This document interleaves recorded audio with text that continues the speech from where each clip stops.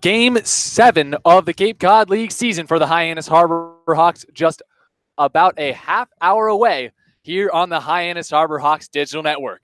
Good evening, everybody. Thank you so much for joining me. I'm Chris Lucy, anchoring Hyannis Harbor Hawks pregame live. First pitch is scheduled for 6 o'clock between Hyannis and their ferocious crosstown Barnstable rivals, Cotuit. Both these teams coming in the Western Division standings, knotted at second place. Hyannis at 4-2 with 8 points. Cotuit at 4-3 with 8 points as well. This is a big rivalry series, as I mentioned. Game 2 of the Barnstable Patriot Cup series. May I add, that one we'll go into a little bit more depth on later. But first, we'll get you primed for this one specifically. Hyannis is coming off of an off day, preceded by a doubleheader sweep with two close one-run ball games that went Hyannis' favor. One was won on a walk-off hit by Eric Rivera, today's left fielder for Hyannis, and the other looked like it was pretty much in the bag until a late rally from the Brewster Whitecaps, whom the Harbor Hawks swept in that doubleheader, roared to life in the last inning and had to be shut down by the back end of the Hyannis Harbor Hawks bullpen. But Schultz came in to the game, Brett Schultz, in his debut for the Harbor Hawks, able to rock that last third of an inning and lock down the doubleheader sweep for the Harbor Hawks. And after that, they had an off day to rest, get their confidence up, and feel good about themselves, whereas the Cotuit Kettleers were right back to the grindstone, and they lost yesterday in the only Cape League action going on to the Bourne Braves 4-1, and now they have to turn around for a crucial Game 2 in the Barnstable Patriot Cup series. And Hyannis off to a 1-0 start in a series that's only decided by 4 games and several aggregates as well, but Hyannis off to as good a start as they come. You're listening to the Hyannis Harbor Hawks on the Hyannis Harbor Hawks Digital Network. Again, for those of us that have just joined me, I'm Chris Lucy. Thank you so much. Hyannis and Cotuit getting underway within the half hour, at the top of the hour to be exact. I'll be leading you through pregame coverage until then. The Barnstable Patriot Cup, which these two teams play for every year in the 4 games that they play against each other in the Western Division of the Cape Cod League, started in 2004 when Barnstable Patriot writer David Curran, inspired by the Beanpot Hockey Tournament, which of course is the famed Boston sporting event held in the Hockey East Conference around Boston College, Boston University, Harvard, and Northeastern. It is decided by who wins more games between the Harbor Hawks and the Kettleers, and Hyannis has lost 5 of the last 6 of those Barnstable Patriot Cups. Their most recent win coming in 2015, a 6-game sweep regular season, and also a 2-game postseason sweep along a Hyannis Harbor Hawks run to the Western Conference Championship, and then, unfortunately for Hyannis fans, a sweep against the Yarmouth Dennis Red Sox in their second of 3 consecutive league championships. So if Hyannis is able to win the majority of games between themselves and Cotuit, they'll win the cup. But if this thing ends knotted at 2 games apiece by the end of the season, it's only a regular season competition, so it goes down to the tiebreakers, which are as follows. It'll either be by the fewest runs allowed in the series. If that's tied up, whoever has the most strikeouts will win the series, as was what happened in 2014 when both teams scored an equal amount of runs and an equal amount of wins in the Barnstable Patriot Cup series. Hyannis lost that cup on a strikeout tiebreaker. And if all else fails, it's baseball's equivalent to a coin toss, a baseball bat toss, believe it or not. A Barnstable Bat Company, a local favorite here in Hyannis. And that's, in a nutshell, the Barnstable Patriot Cup series. Hyannis leads 1-0 as of now. And the Harbor Hawks are getting set for Game 2, which will come at the top of the hour, only 20 minutes away from game number 7 on the season for Hyannis against Cotuit. I'm Chris Lucy. Danny Terzer, our sideline reporter, was on the sidelines just moments ago with Jeremy Randolph right-hander out of Wright State University, who in his debut for Hyannis on Sunday sent down 5 by way of the K. And after his day really got to a lather, it almost fell apart completely in his final frame of work as a 2-out double by Wolf out of Stanford, Brad Wolf to be exact, Brandon Wolf, excuse me. He hit that 2-out double, tried to stretch it. He hit a 1-out double, tried to stretch it into a triple, and then was thrown out at third base.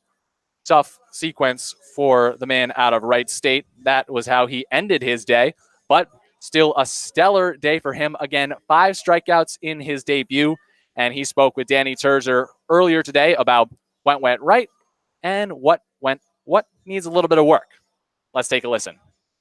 Thanks, Chris. I'm here with Jeremy Randolph. Jeremy, let's go back to Game 2 of Sunday's doubleheader. You got the win quite dominantly, 7 strikeouts, which surpassed your season high at Wright State this past spring. What worked so well for you? Just getting ahead early in the count, working my fastball at both sides of the plate, and then executing at the end, whether it be fastballs elevated or working slider in a good count and executing the best of my ability. How did you stay so consistent throughout what I'm sure was a tiring 4 1/3 innings? I've been used to going longer at school, so just kind of having the same outlook and same feel throughout each inning and just focusing on that pitch. Towards the end there, Brewster started connecting with your pitches. In the top of the 7th, Brandon Wolf's double brought in 2 guys. In those high pressure situations, what's your strategy to keep focus and try and close out the inning? Just try not to change anything, just have the same outlook and approach to it as if it was a 10-0 or something like that game. Just being consistent with your approach and your mental game. Thanks, Jeremy. Yep, no problem. That was Danny Terzer earlier in the day having a word with Jeremy Randolph, the big man out of Wright State. 7 strikeouts. I was mistaken earlier in his debut for the Harbor Hawks. Had a tough bit of luck at the end of his start, but Danny Terzer jumps into the booth with me now. Hello, Danny. Thank you for coming by. Randolph seemed to be a little bit more upbeat today after a little bit of a rocky end to his debut, right? Yeah, thanks for having me, Chris. When I talked to him, he was pretty soft-spoken, but definitely trying to look past what went on a few days ago. That's something that Coach emphasized, too, that when you get a tough loss or a bad game or something, you really just need to move on in this league and focus on the next one. So I think we can expect when he's out on the mound again, he'll be looking to be tighter from start to finish.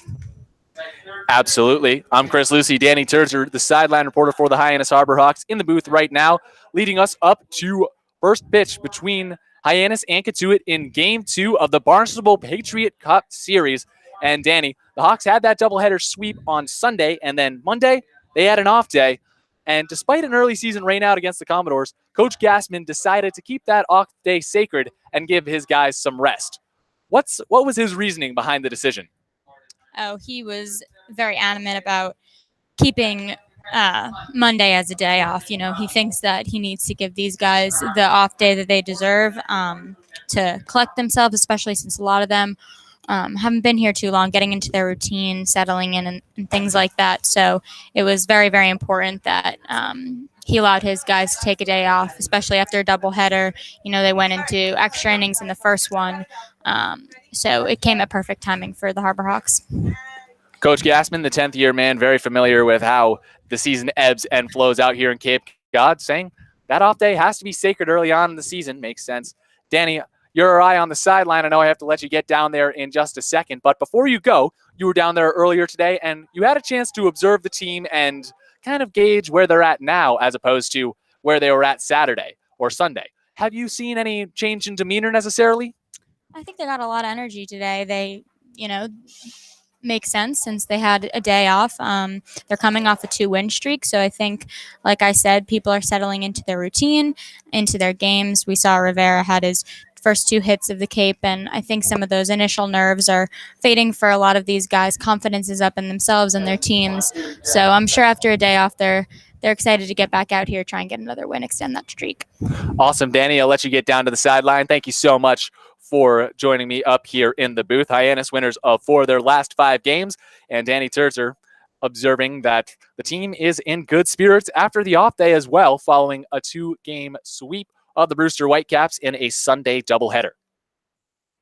We'll be right back here on the Hyannis Harbor Hawks Digital Network for a bit more post-game coverage. Lyle Goldstein, today's first half play-by-play man, will join me in the booth to have a word about today's starting pitchers and a little bit more of what to expect from the Harbor Hawks. But until then, we'll just step aside and be back shortly. First pitch is scheduled for 6 p.m. It's 5:46 within 15 minutes of first pitch on the Hyannis Harbor Hawks Digital Network. Do not go anywhere.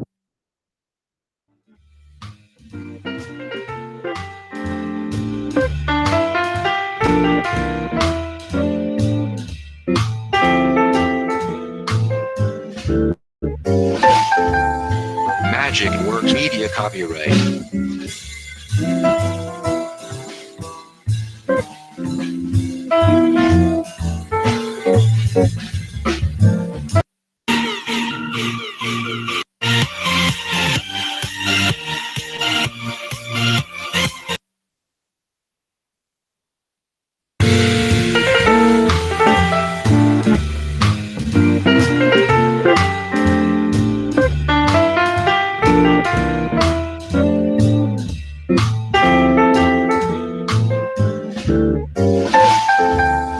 Magic Works Media copyright.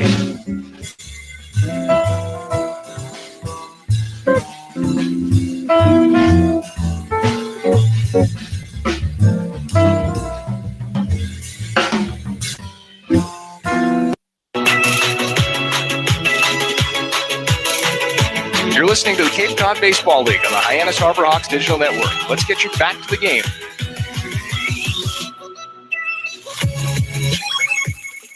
Welcome back inside the broadcast booth here on the Hyannis Harbor Hawks Digital Network. I'm Chris Lucy. First pitch less than 15 minutes away here at McKeon Park in Game 2 of the Barnstable Patriot Cup Series. Hyannis and Cotuit doing battle. Hyannis winners of the opener of the Patriot Cup Series. Lyle Goldstein, today's first half play-by-play man, jumping into the booth with me now for a word about today's starting pitchers. Lyle, on the bump for the Harbor Hawks today is Nick McDonald, who is looking for a bounce-back performance in his second start of the season. Yeah, he started opening night here at McKeon Park against the Falmouth Commodores. We talked about in that pregame show before the first game, he was going to have to command his pitches and stay inside the strike zone. And he struggled to do that a little bit in the opener, walked 4 guys, ended up surrendering 5 earned runs. But Nick McDonald, this is a kid that was a freshman All-American at Florida International, and he's out here for a reason, like we always talk about. I think you're going to see him bounce back today. I think his second start's going to be a lot more crisp. He's going to be a little bit more on page with his catchers, and I think he's going to have a little bit more of a plan going into tonight's start. McDonald having a bit of extra time to work with pitching coach Ray Korn for the Harbor Hawks, a 50-year veteran of the game of baseball. And on the mound against McDonald will be Cotuit's big lefty out of Wright State University, Zane Collins, whom by all accounts is a bit of a junk baller. Yeah, absolutely. He's making his second start as well. In the second week of the Cape Cod League season, this is usually when you start to see pitchers for the second time around. Collins, who played with Cotuit last season, in his first start of 2018 this summer, he was flat out dominant with 5 innings, no runs, 4 strikeouts, surrendering just 2 hits. And like you mentioned, he's got a slurve, a splitter, and a fastball that can sit as low as 86, but boost up to about as high as 93 miles an hour. So Zane Collins, first time through the order, you might see these Harbor Hawks be a little bit on the balls of their feet, but I think it's how they respond the second and possibly third time around in the order, depending on how long he goes, will be the key for them tonight. Lyle, I'll let you get back to your prep for today's game. Thank you for hopping on the broadcast with me quickly. It'll be all yours in just a minute, but first, I'll take us for a trip around the Cape to see some out-of-town scores. In the bottom of the third inning, out at Stony Brook Park, the Brewster Whitecaps trail the Yarmouth Dennis Red Sox 1-0. Out at Arnie Island Diamond, also known as Gov Fuller Field in Falmouth, the Commodores and Bourne Braves about to get underway. Bourne 4-1 winners against Cotuit yesterday. And in Spillane Field out in Wareham, the Harbor Hawks' next opponent, the Gatemen. Hyannis will head out to Spillane Field for their first confrontation against the Gatemen of the season tomorrow. They're playing against the Anglers. That one has yet to get going. And also out in Harwich at White House Field, the Orleans Firebirds and Mariners still waiting to get underway. So that's our pregame coverage here on the Hyannis Harbor Hawks Digital Network. Thank you for joining me. I'm Chris Lucy one last time. Signing off for myself right now, but this isn't the last you'll hear of me. I'll be anchoring our Around the League coverage in the top of the 4th inning, and I will also be anchoring post-game coverage and Hawk Talk, an online show that you can catch on our YouTube page, same place where you catch these broadcasts. That'll be up after the game, and other post-game coverage can be found on our SoundCloud page, so be sure to give us a look there, Hyannis Harbor Hawks on SoundCloud. And first pitch coming between Hyannis and Cotuit in Game 7 of the season for the Harbor Hawks in less than 10 minutes. I'll step aside for now. Thank you for joining me on the pregame coverage, and enjoy the game.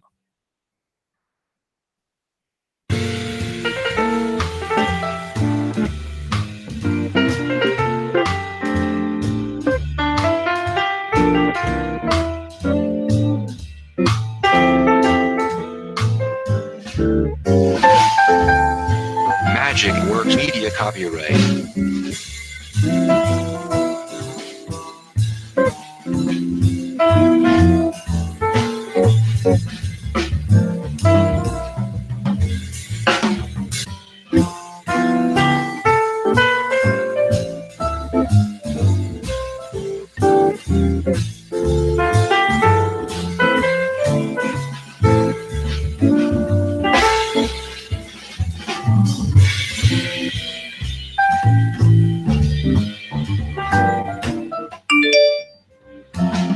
Magic Works Media copyright.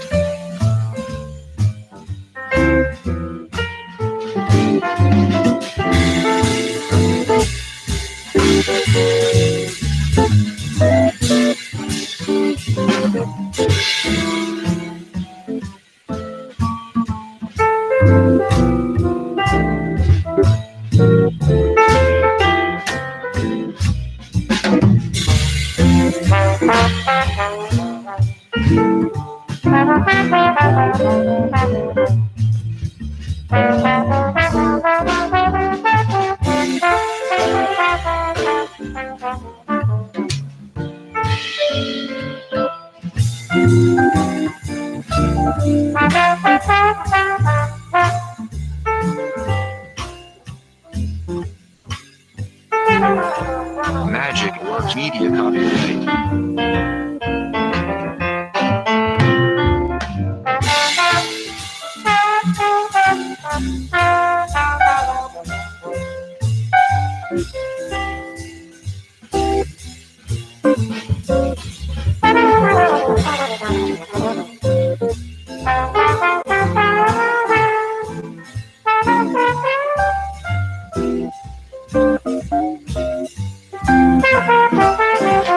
Magic Works Media copyright.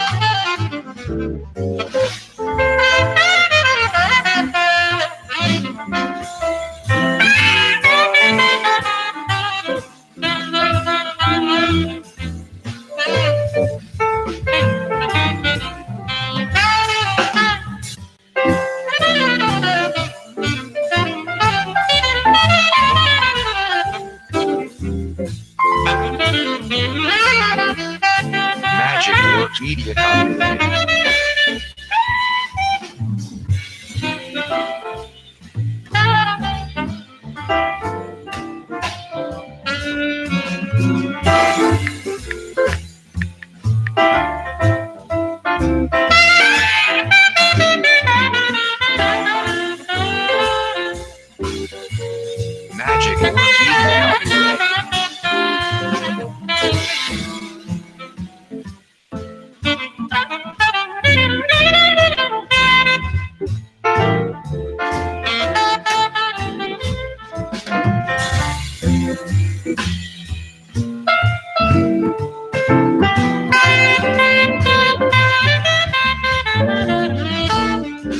Magic Works Media copyright.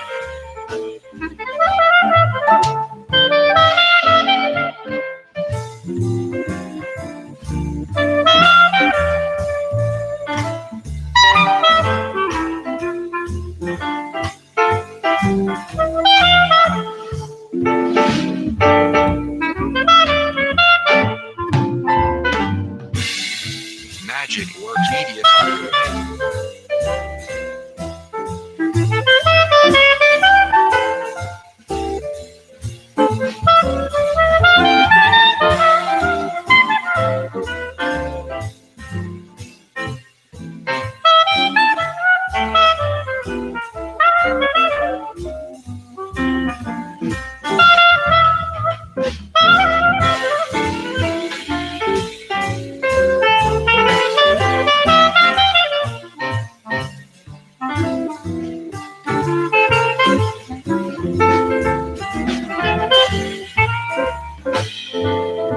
Magic Works Media copyright. Magic Works Media copyright.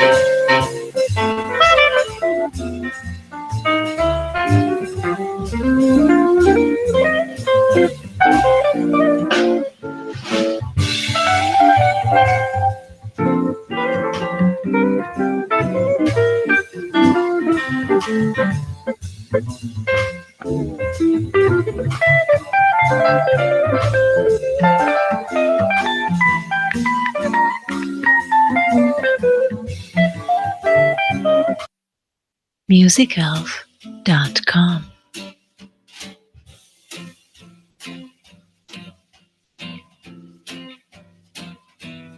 MusicElf.com.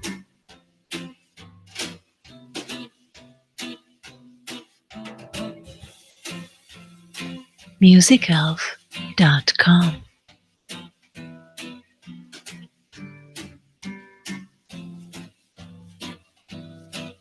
MusicElf.com.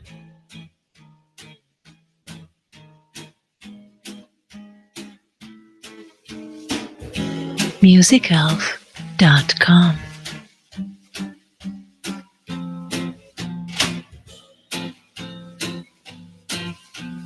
MusicElf.com.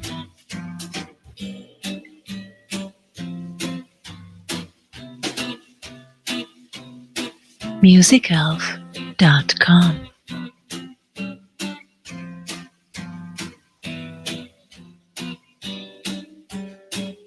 MusicElf.com.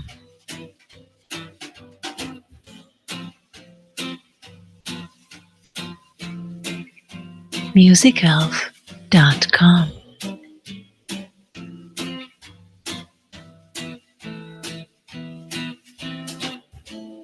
MusicElf.com.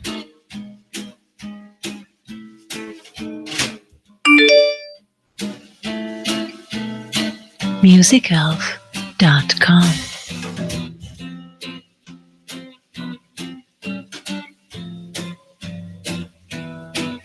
MusicElf.com.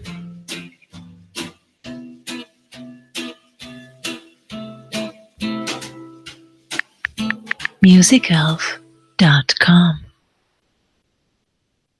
MusicElf. Time for lineups and first pitch on the Hyannis Harbor Hawks Digital Network. After knocking off the Brewster Whitecaps both times in a doubleheader on Sunday afternoon, the Hyannis Harbor Hawks returned to McKeon Park, having won 4 of their last 5 contests, looking to propel their way atop the West Division, remaining just a half game out of first as they take on the Cotuit Kettleers for the second time this summer after a 4-1 win at Lowell Park on Friday evening. Hyannis Harbor Hawks baseball starts right now. Hi, everybody. I'm Lyle Goldstein, joined alongside Robert Marcello on the Hyannis Harbor Hawks digital network. And Rob, the Harbor Hawks have been hot as of late outside a blip on the road against the Chatham A's. What have you seen this team doing so well, and how do they need to continue that into tonight's ball game? Well, I've really seen them being very patient at the plate. A lot of walks, being able to get on base, being able to move guys over. I think if they can continue to do that, they're going to have a very successful season. They turn to starter Nick McDonald, making his second appearance of this Cape Cod Baseball League summer.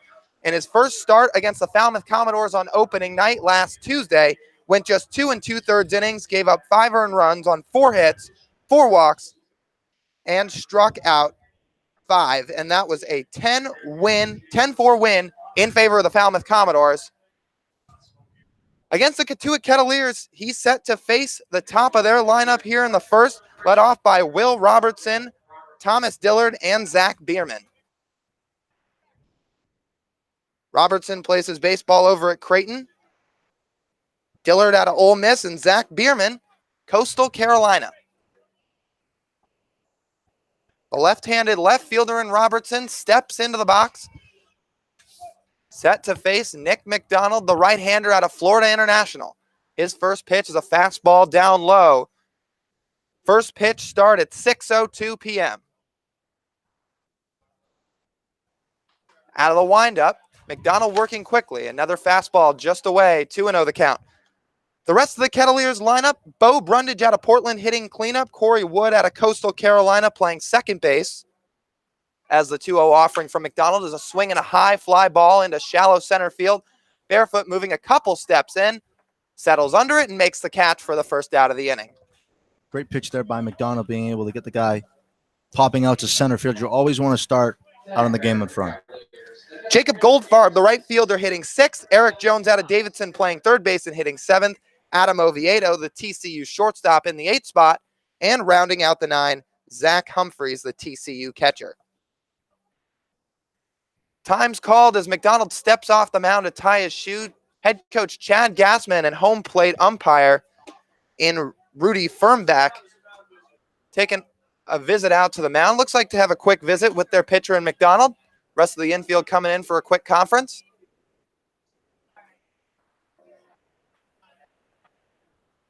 Will not count as a mound visit, but everybody back to their respective positions. Gassman making his way back to the dugout. And McDonald takes a quick minute to reset. The Harbor Hawks defense going around the infield. Davis Wenzel out of Baylor at third. Alec Trela, the Memphis shortstop, manning the 6th hole tonight. Braden Como at second out of Rice. Pedro Pages over at first from Florida Atlantic. McDonald's first pitch is a breaking ball for a strike to Thomas Dillard. From left to right, respectively, in the outfield, Eric Rivera, also out of Florida Atlantic. Matthew Barefoot from Campbell. And in right field, Adam Elliott from Louisville. Another breaking ball from McDonald just misses off the zone. Count evens a ball and a strike. And your Harbor Hawks battery for this evening, Clemson catcher Kyle Wilkie behind the plate and Nick McDonald on the mound. McDonald shakes off a couple of signs from Wilkie, not on the same page, as he quickly steps off. Seeing Thomas Dillard for the first time this summer. Comes in with another off-speed pitch, a swing and a miss. 1-2 the count to the Ole Miss designated hitter.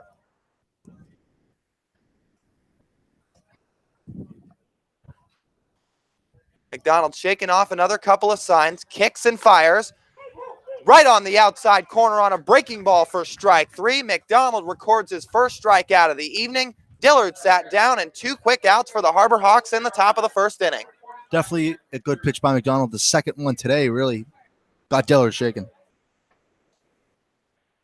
Looks to be like he has his stuff working so far in the early going, as he'll face Zach Bierman, the first baseman out of Coastal Carolina, hitting in the number 3 spot for the Kettleers. He takes a fastball right at the letters for a strike. Bierman led Coastal Carolina in home runs this season, had a massive year down on the coast as he takes one inside, brushed off the plate a little bit. And Bierman, no pun intended, has some light tower powers earlier today in batting practice. He hit one off the top of one of the light posts in right field here at McKeon Park. And McDonald seems to have a scouting report on him as he feeds him another breaking ball in there for a strike. 1-2 the count, 2 outs here in the top of the first inning. A swing and a miss on a fastball from McDonald and a quick first inning of work for the FIU right-hander. The side is retired in order, and the Harbor Hawks will come up in the bottom of the first, due up Barefoot, Como, and Wenzel on the Hyannis Harbor Hawks digital network. Musical.com.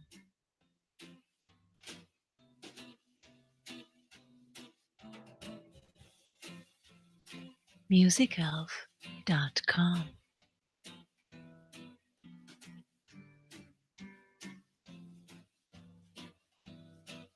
Musicelf.com.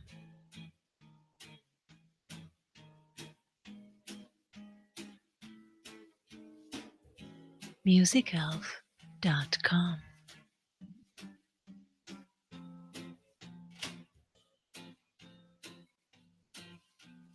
Musicelf.com.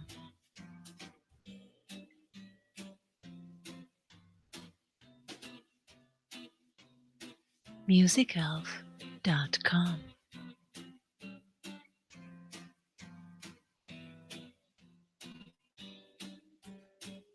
Musicelf.com.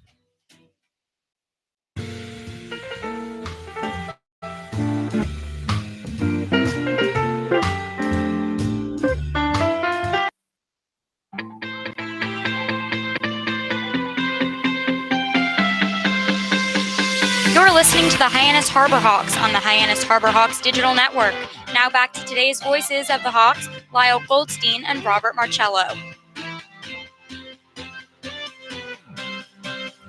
We're back inside McKeon Park for the bottom half of the first inning. Nick McDonald sent the Kettleers down in order and quickly in the top half of the frame as the Harbor Hawks are set to face Zane Collins, the left-hander out of Wright State University, making his second appearance of the summer.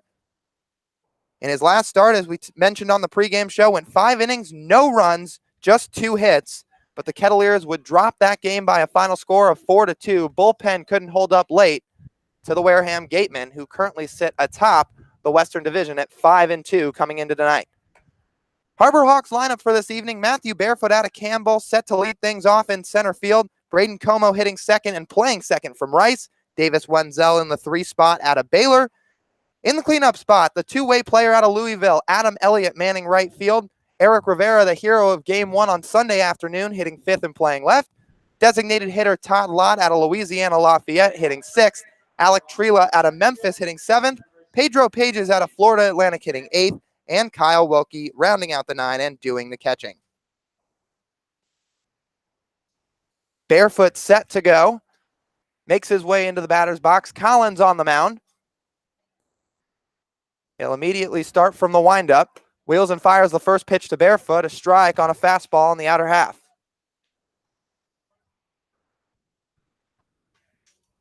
Working quickly as the left-hander in Collins delivers the next pitch, a swing and a miss on an off-speed. Behind in the count quickly at 0-2 is the center fielder in Barefoot, who's been one of the hotter hitters in this Harbor Hawks lineup through the first week of this summer, hitting .357 as he sends a high looping fly ball into short center field. Coasting under it is the center fielder in Bo Brundage, who makes the catch. And the first out is retired. The same way the top of the first started was the same way the bottom of the first did. Just a little looper out to center field, and the center fielder was able to catch it. Both pitchers inducing soft contact to start their nights. As Braden Como, the right-handed hitter, set to face Zach Collins for the first time. Collins working quickly. First pitch to Como is a high chopper over to the second baseman in Wood. Fields a cleanly strong throw over to first.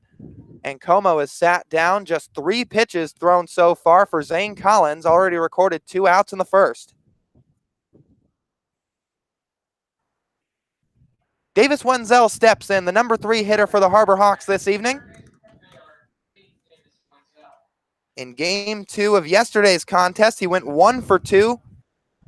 A single, a run scored, also flew out to center field. It's his first pitch. Misses away on a breaking ball from Collins.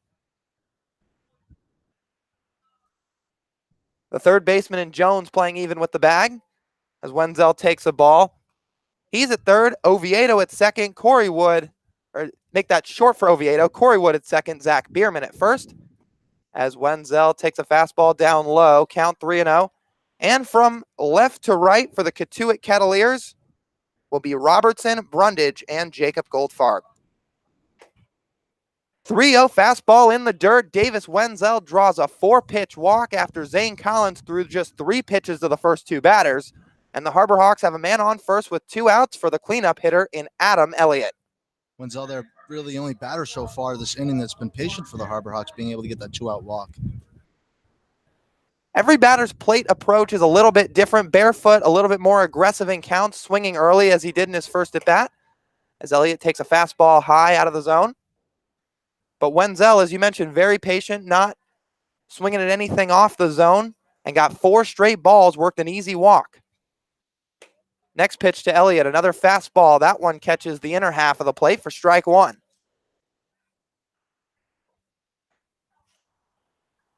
Zach Bierman holding on Wenzel at first. Jones still even with the bag, and the middle infield playing back as Elliott sends a high chopper to the right side, fielded cleanly and on the run by Wood, flips it to first, and this out is recorded, side retired. Both sides go down 1-2-3 in the first inning, and we'll be back right after this for the top half of the second and inning number 2 for Nick McDonald here on the Hyannis Harbor Hawks Digital Network.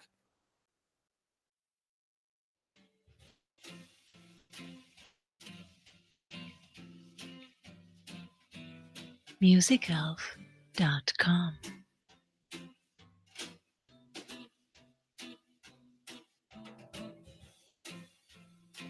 MusicElf.com.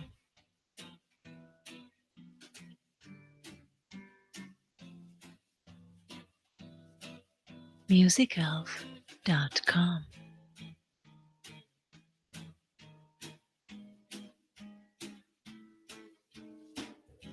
MusicElf.com.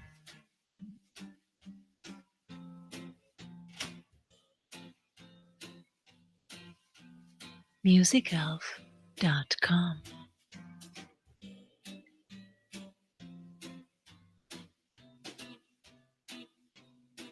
MusicElf.com.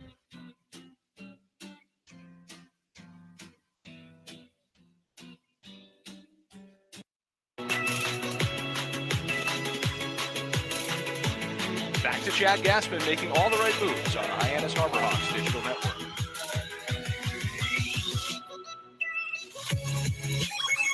The center fielder, Bo Brundage, set to lead things off in the top half of the second, manning the cleanup spot for the Cotuit Cavaliers. His first time tonight seeing Nick McDonald. Back out of the windup is the right-hander. First pitch fastball in the other batter's box for ball 1.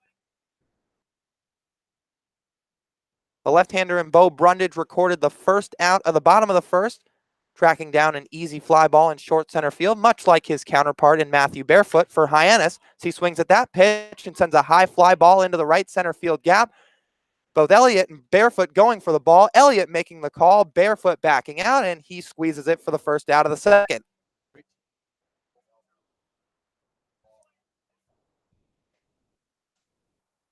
McDonald continues to work quickly, not pitching to the strikeout, letting his fielders do the work, and has recorded a few quick outs through these first 4 hitters of the ball game. Brings up Corey Wood, the Coastal Carolina second baseman, who comes into today hitting .231 on the summer. Takes a fastball on the outside corner. Strike 1.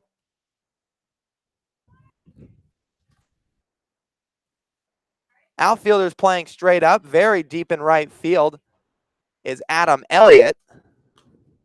As a swing and a foul from Wood, up and out of play. Corey Wood already 1 home run on this summer for the Cotuit Cavaliers. In 2018, hit a couple of home runs on the year as well. .296, 22 RBIs, walked 52 times. Now the 0-2. Fastball upstairs for ball 1.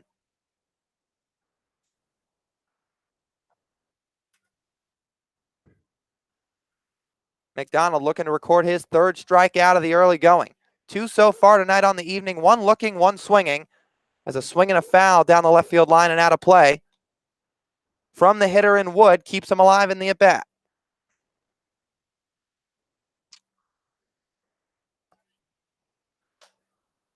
The first baseman, Pedro Page, is conversing with Braden Coma over at second base. As McDonald's now ready with the 1-2 offering, a swing and a weak ground ball back up the middle. Can't get there as Alec Trella, and it squiggles into center field for a base hit. First base runner reaches of the night for the Cotuit Kettleers as Wood records a single in his first at-bat, and that'll bring up Oregon right fielder Jacob Goldfarb.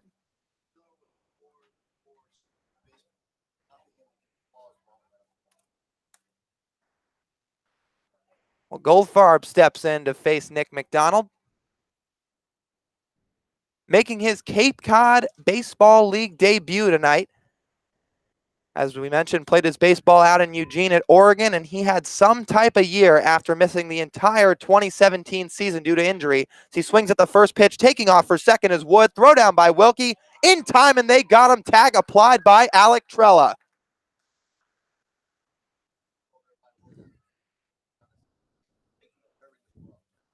Wilkie keeping that throw low and on target, about as good as any middle infielder could ask for before applying the tag like Trella did.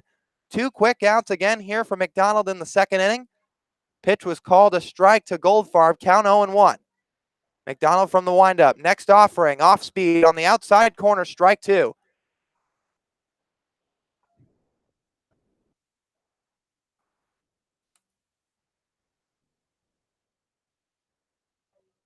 He's still got a chance to face the minimum here in the second as the runner was thrown out in Wood as a fastball misses low and outside. 1-2 the count. Well, Goldfarb in 2018 led the Ducks in average extra base hits, stolen bases, and was tied for hits and home runs on the ball club as he sends a high towering pop-up on the infield, calling everybody off as the shortstop Alec Trella makes the catch and the inning is over. Nick McDonald faces the minimum once again in the top of the second inning, and the Harbor Hawks come up to bat. Due up will be Eric Rivera, Todd Lott, and Alec Trella when we return on the Hyannis Harbor Hawks digital network. MusicElf.com.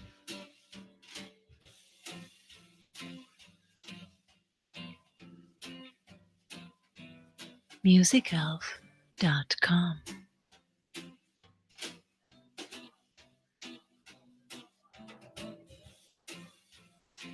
MusicElf.com.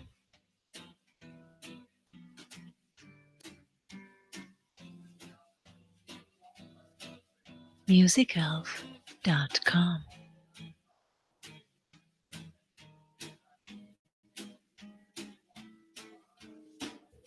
MusicElf.com.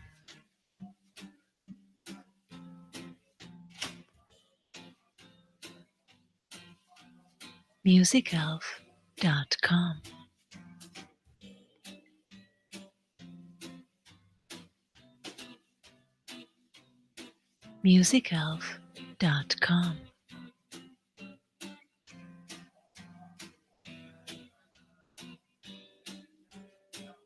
MusicElf.com.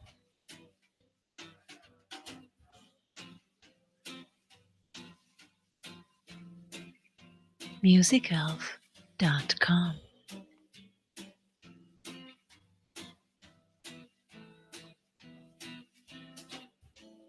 MusicElf. The Florida Atlantic left fielder Eric Rivera set to lead things off for the Harbor Hawks in the bottom of the second inning.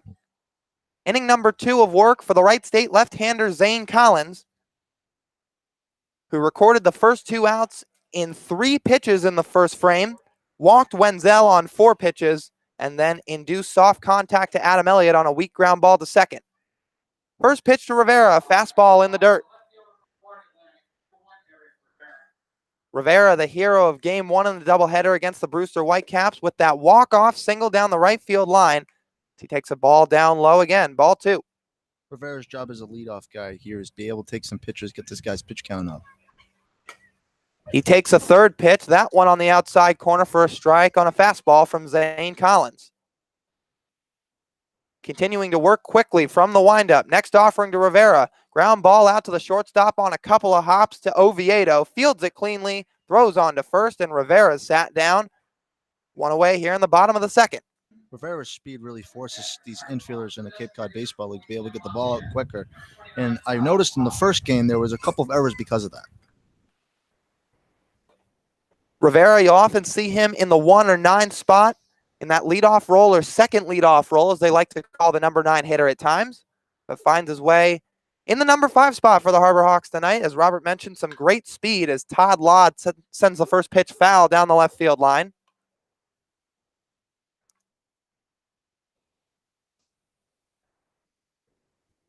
Lott sporting a 143 average on this early summer. Breaking ball misses away from Collins. He's got 1 home run, but that came against these Cotuit Kettleers last Friday over at Lowell Park. He sent an opposite shot over the right field fence. Was 1 of 2 home runs on the night. Lott takes another breaking ball, this time in there for a strike. 1 ball and 2 strikes the count. Infield playing back with the exception of the third baseman Jones playing even. 1-2 to Lott. Swinging a line drive foul down the right field line.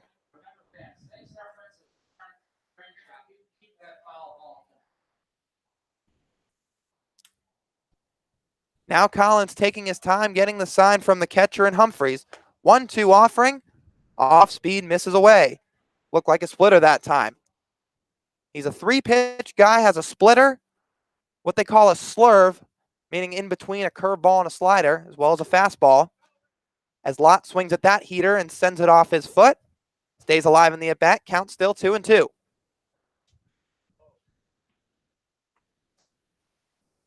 Alec Trella, the Memphis shortstop, awaits on deck. He applied that tag in the second inning to gun down the runner. Also caught that pop fly on the infield as Lott sends a line drive out into deep left field over the head of Robertson, and it'll one-hop the wall. Lott rounding his way on to second, where he'll hold up there, taking a slight turn toward third. Returns to the bag at second, and the Harbor Hawks are in business in the bottom of the second inning as Todd Lott records a 1-out double. Good piece there by Lott, being able to shoot it out to left field. Almost hit the wall. The left fielder unable to get it because of the shade. Robertson looked like he took a second to get back on that ball. Like you mentioned, the sun and the shade mixture may be playing a little bit of a factor out there as it got just over his head and then one-hop the wall. Lott squaring that ball up pretty well. 1 out, a man on second for Alec Trella. Middle infielders giving Lott a little bit of attention at second. Trella takes a breaking ball for a strike.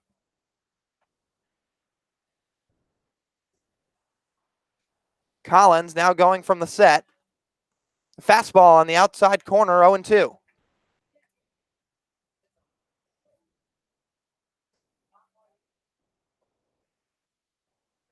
Trella hitting just 125 on this early summer.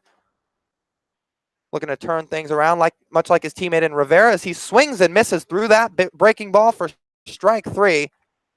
Trella punches out for the first time today. First strikeout of the evening for Zane Collins, and there's 2 down in the second. Trella felt for the curveball low in the zone, bounced, unable to get a piece of it for the second out. That was the slurve from Zane Collins, way out in front, but had some nice bite to it as Trella gave chase, coming up empty. First baseman Pedro Pages steps into the box, and Collins' first pitch to the right-hander misses away, another breaking ball.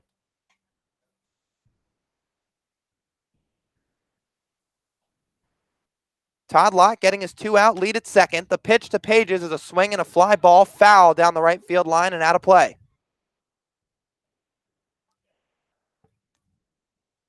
If he's to reach base, the catcher Kyle Wilkie looms on deck, who, if you combine his Cape Cod League summer and Clemson season up to this point, he's riding a 31-game hit streak.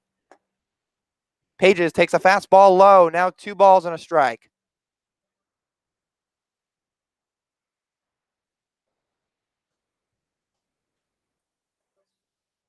Collins checks the runner. Another breaking ball to Pages, misses down low. Gets just away from the catcher and Humphreys, but buries it off his chest, advancing no further, Todd Lott.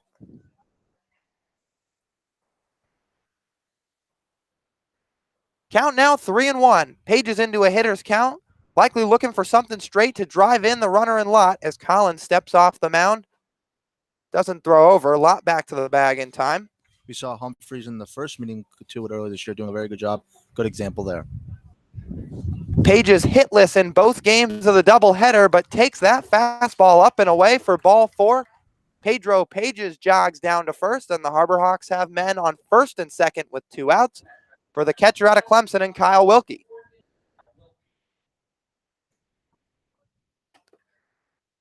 Wilkie only made a handful of at-bats so far this summer, but sporting a .400 average.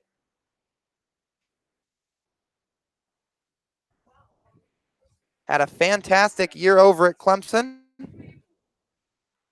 He finished the year hitting .324 and was named to the All-ACC team in 2018.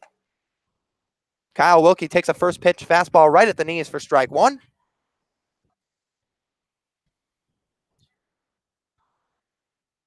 Third baseman Jones still playing in.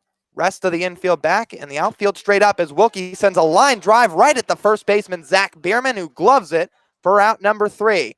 So the Harbor Hawks send 2 on the bases in the bottom of the second, but come up empty on the scoreboard, leave 2 on base, and we'll be back right after this for the 3rd inning on the Hyannis Harbor Hawks Digital Network.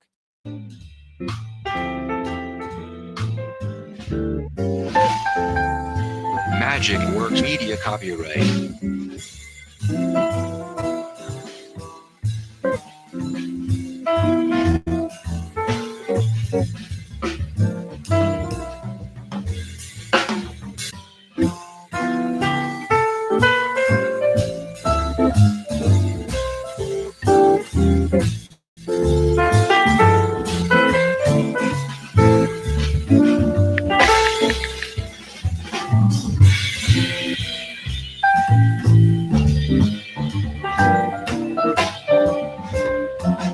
Magic Works Media copyright.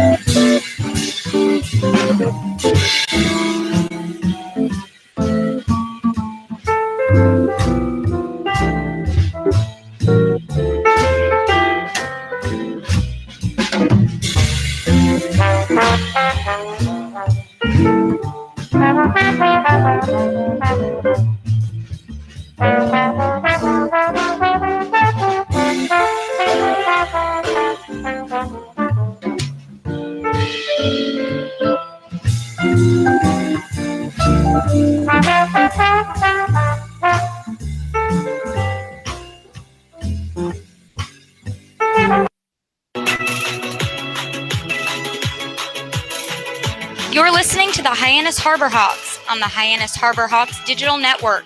Now back to today's voice of the Hawks, Lyle Goldstein. Nick McDonald back on the mound for the Harbor Hawks to start the top half of the 3rd inning. Has seen the minimum so far, retired 5, induced 1 single to Corey Wood, the Coastal Carolina second baseman, who was later gunned out at second by Kyle Wilkie. Due up for the Kettleers in the 7th, Eric Jones, Adam Oviedo, and Zach Humphreys. McDonald's first pitch to the 3rd baseman, Eric Jones, is a ball inside.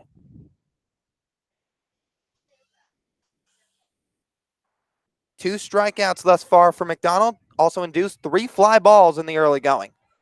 Another fastball misses inside to Eric Jones. 2 balls and no strikes.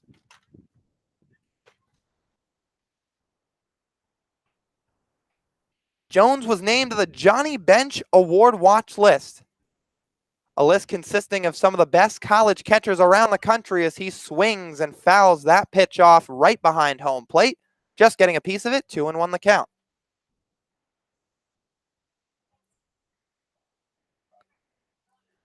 Jones hit .333 with 11 long balls and 60 runs batted in his season in 2018. Plays his college ball over at Davidson University as he takes a fastball away. 3-1 the count now.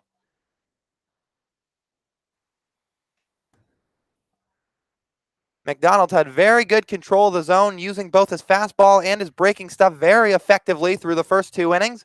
He kicks and fires the 3-1, a swing and a foul, high fly ball down the left field line and out of play. McDonald induces a full count, trying to prevent the second Cotuit base runner of the day from reaching. Only one reach so far on a single back in the second. 3-2 offering misses away on a breaking ball. McDonald draws his first walk of the night. Down to first is Corey Wood, and there's one on with one out in the third.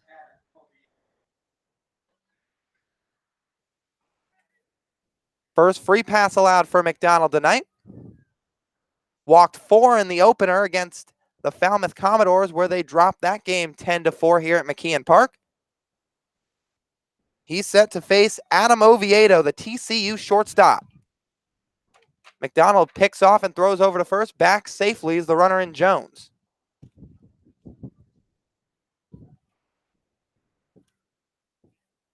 The FIU right-hander now into the set, giving some attention to the runner Jones at first.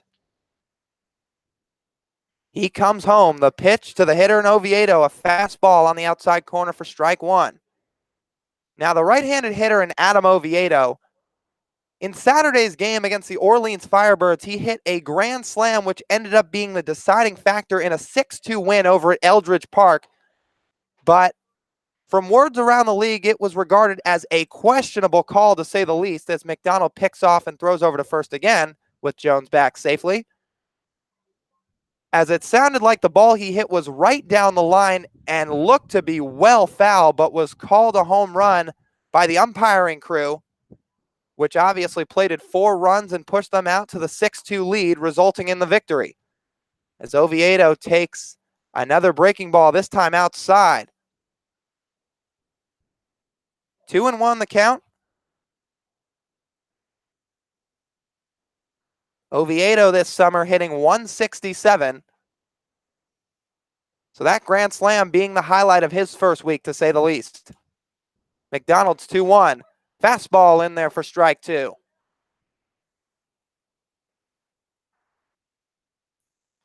Davis Wenzel now with 2 strikes, backs up behind the bag at third. Not playing the bunt any longer. Matthew Barefoot playing straight up in center field, the rest of the outfield following suit. Short lead from Jones at first is a 2-2 pitch, a check swing, checks on down to first, and first base umpire Mark Delaney says he does go around, and that'll be strike 3. He's sent down swinging. Third strikeout of the night for Nick McDonald, and one out in the top of the third.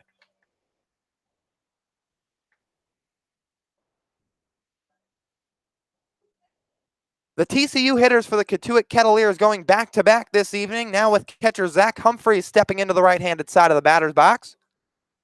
It'll be his first plate appearance tonight.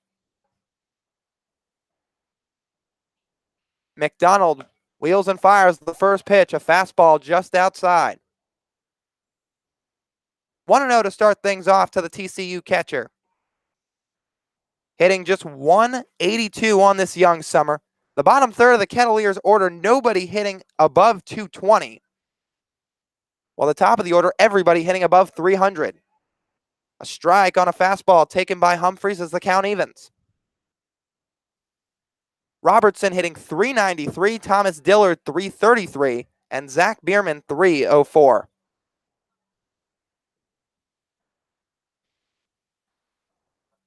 Jones with about a 2.5 step lead at first base, being held on by Pages. As McDonald comes home with the next pitch, a swing and a foul up and out of play along the right side.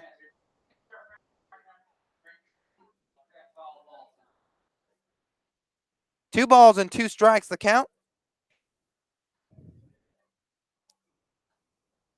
As Humphreys started in 27 games behind the dish for TCU this season.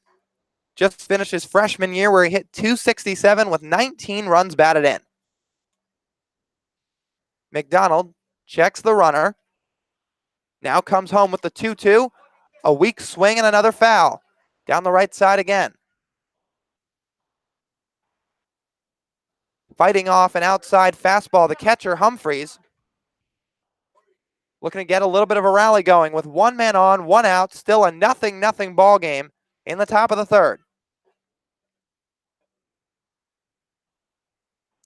McDonald throws over to first again, third time this inning. Back safely is Jones.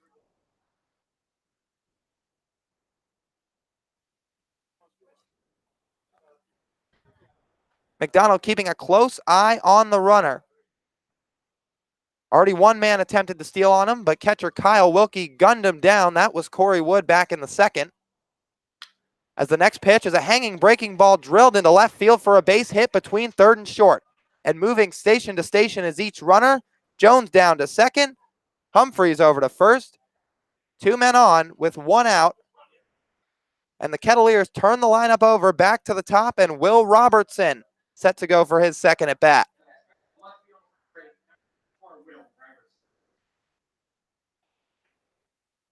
Robertson flew out to Matthew Barefoot in center in his first plate appearance.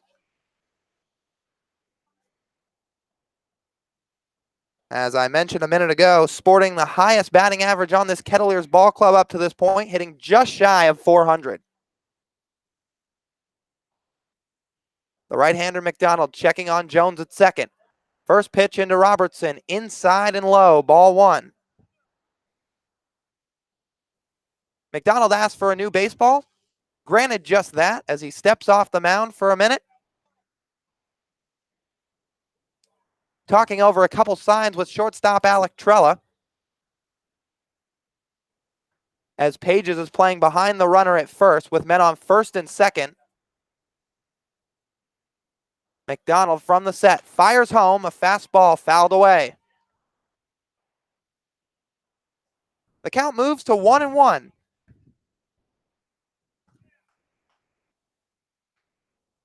The hitter in Will Robertson plays his baseball at Creighton University. Was named a freshman All-American last season and was named to the All-Big East first team in his sophomore year. Fastball misses high to the leadoff hitter. Now he's the leadoff hitter here for Cotuit, but during his 2018 campaign at Creighton, he drove in 59 runs. That led all of the Big East.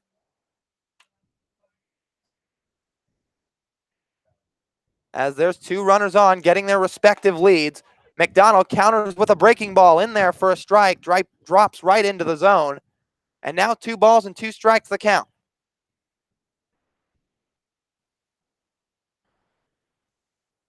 The entirety of the infield playing at double play depth. McDonald gets his sign from Wilkie. Robertson wiggling that bat above his left shoulder. The 2-2. Fastball high. Count is now full. 3 balls and 2 strikes.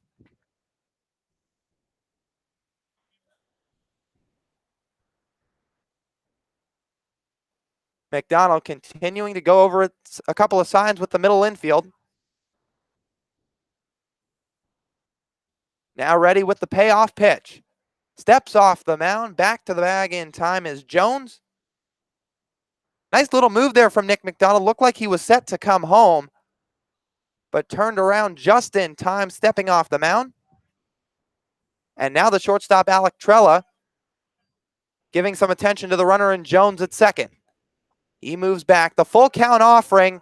Breaking ball misses just away. Kyle Wilkie did a nice frame job, but home plate umpire Rudy Firmback says no, sir. And the Cotuit Kettleers have the bases loaded with 1 out in the third as Robertson reaches base for the first time tonight with a 1-out walk.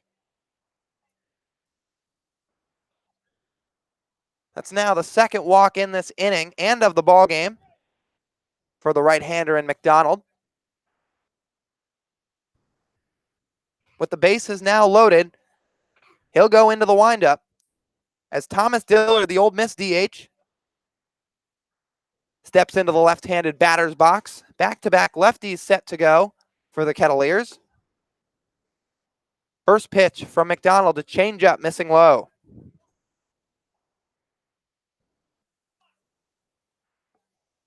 Infield still at double play depth. The corners playing in for the force play at home. Como and Trella back just in front of the grass at their respective positions. McDonald misses away with a breaking ball. 2-0 the count.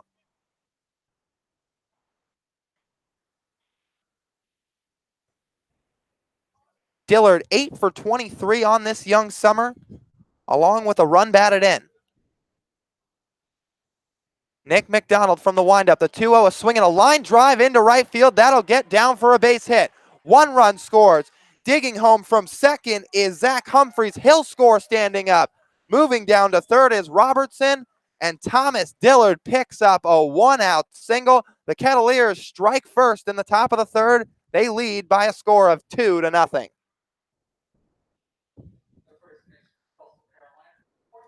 Well, Nick McDonald, after 2 innings that were nearly clean outside of 1 blip on a single from Corey Wood, gets himself into some trouble here in the top of the third, walking 2 batters, allowing a single to Zach Humphreys, and now a 2 RBI single to Thomas Dillard to make it 2-0 Kettleers with runners on the corners and 1 out. And pitching coach Ray Korn out to the mound to have a conference with the infield, as well as his pitcher and Nick McDonald.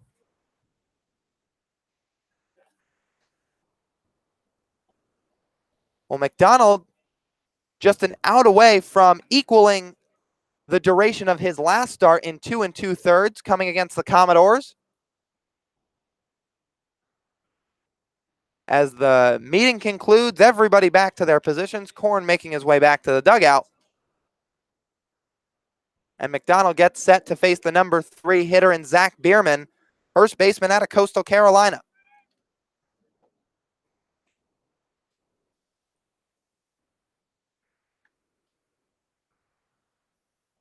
Some action going on in the Hyannis Harbor Hawks bullpen as a right-hander getting loose down there.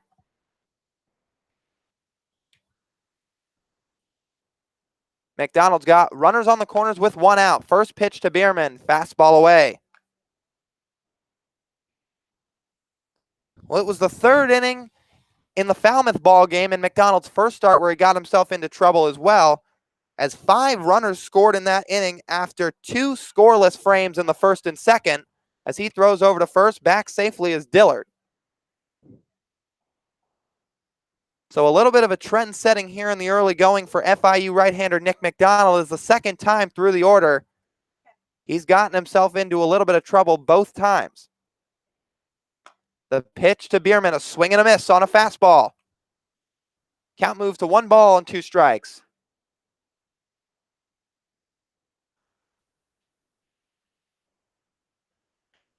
The double play ball still plausible with runners on the corners.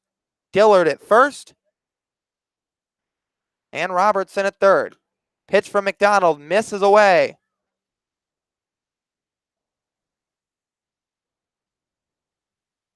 Bierman has some real pop in his game, led Coastal Carolina in home runs this season, also hit one off the light tower in right field just to the left of the scoreboard here in McKeon Park back in batting practice a couple hours ago, as McDonald picks off to first again, back safely Dillard.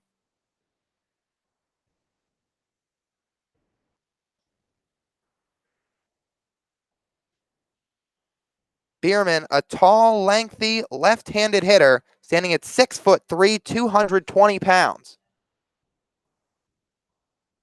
McDonald's got to be careful with him as a fastball is cut on and missed by Bierman, and the count evens, 2 balls and 2 strikes.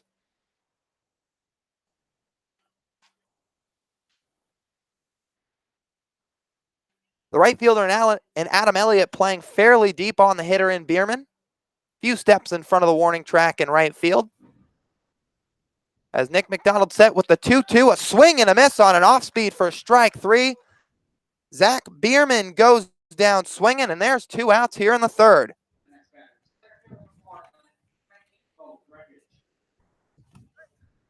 Bo Brundage steps to the plate, the cleanup hitter, who in his first at-bat flew out to right field. That's the 4th strikeout on the night for Nick McDonald.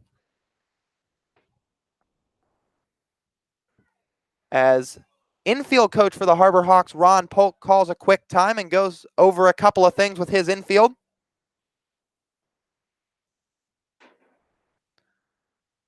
Well, for McDonald, a guy who's not too big at 6'1", 175 pounds, seems to be punching some batters out here in the early going. Getting the best of a handful of hitters as Brundage sends one foul off the screen behind home plate. McDonald was part of an FIU ball club going just 26-28 on the year, although they were 15-13 in conference play. McDonald ready with the offering. Taking off for second is the runner in Dillard with a first to third steal in play.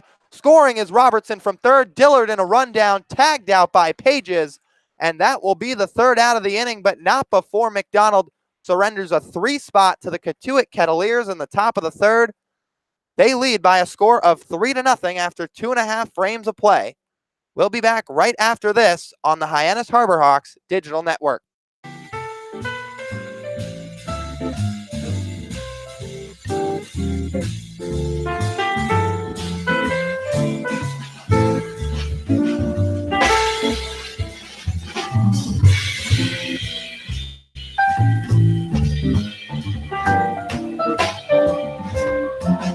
Magic Works Media copyright.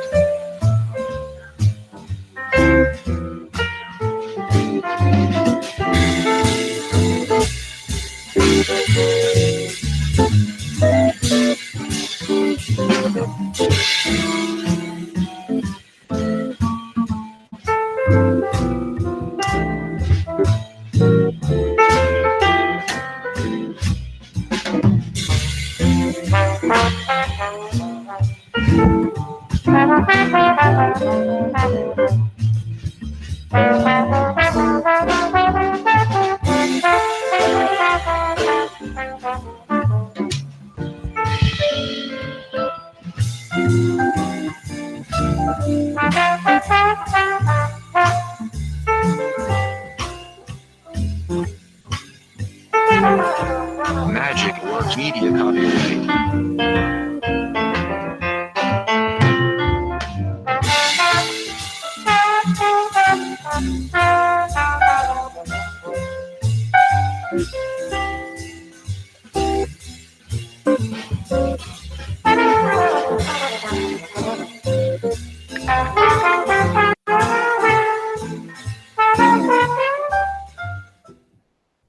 Back inside McKeon Park for the bottom half of the third inning as the Harbor Hawks set to send up their top of the lineup against left-hander Zane Collins.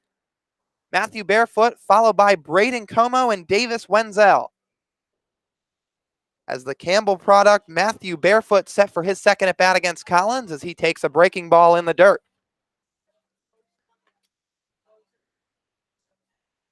Barefoot flew out to center in his first at bat in the bottom half of the first inning, doing more of the same as his counterpart in Will Robinson. As Barefoot takes another ball in the dirt, count now 2-0. Collins now set. The 2-0 fastball swung on and grounded foul down the third base line. Barefoot 5 for 14 on this summer with a home run and 4 runs batted in, adding on to what was a magnificent year at Campbell University as he sends another ground ball foul down the left side. He hit .364 with 8 homers, 79 hits, 29 of them coming from extra bases, 33 stolen bases, along with 30 walks and 38 strikeouts as he swings through a breaking ball for strike 3 from Zane Collins. Barefoot down on strikes for the first time tonight, and Braden Como steps to the plate. Second strikeout of the evening for lefty Zane Collins, both of them coming on swinging strikes. Como stares down the left-handed pitcher and takes a fastball down central for strike 1. Como grounded out to second back in the first. Looking to record his first hit tonight as an off-speed pitch from Collins misses high and away. Ball 1.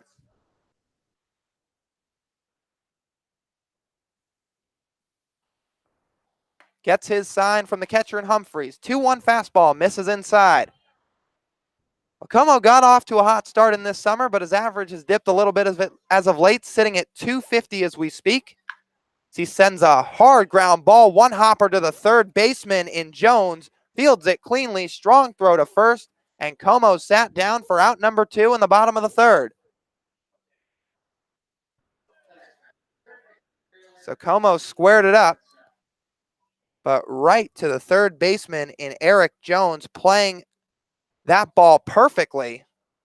And Como running back to the dugout, exchanging a couple of smiles. Now the number 3 hitter in Davis Wenzel takes a ball on a fastball from Zane Collins. Harbor Hawks have had 3 runners reach base through 2 2/3 innings, 1 via hit and 1 via walk, as Wenzel takes a fastball outside. 2-0 the count. Todd Lott doubled in the second over the head of the left fielder, cruised in easily but was stranded there. Pedro Pages walked in the same inning. And Kyle Wilkie came up in the 9 spot, hit a screaming line drive at the first baseman, Zach Bierman, but right to him as the inning ended as Wenzel sends a line drive down the left field line. It's fair, getting into the corner, and it'll be extra bases. Wenzel rounds first, cruising into second, and standing up with a 2-out double in the bottom of the third. Wenzel picks up his first base knock of the evening. A 2-bagger here, bringing up the cleanup hitter in Adam Elliott out of Louisville.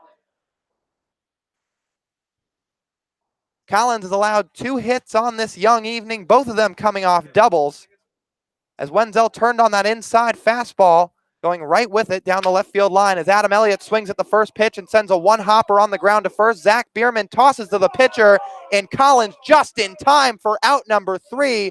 Hometown crowd unhappy about it, as it would have plated a run in Wenzel from second, who was cruising around third, wheeling with his speed.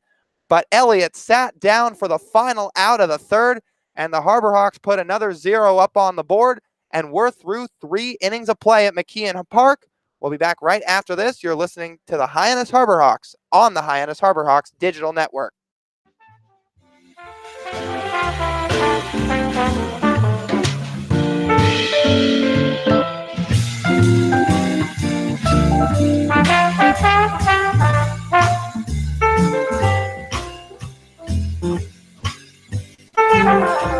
Magic Works Media copyright.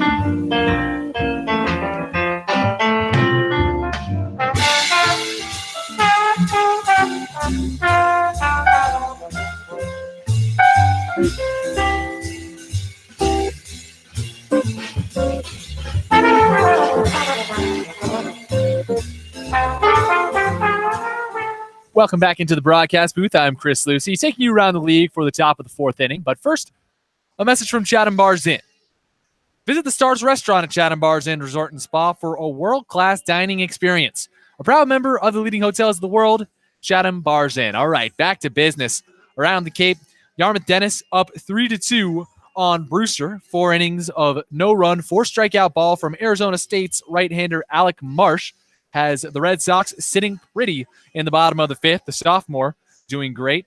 Out in Bourne, Falmouth and Bourne knotted at 0. Spencer Strider pitching for the Commodores. He pitched 4 1/3 innings of 1 earned run ball, only 2 runs scored on opening day against the Harbor Hawks, and now getting back to baseball on the Hyannis Harbor Hawks Digital Network. Here's Lau Goldstein.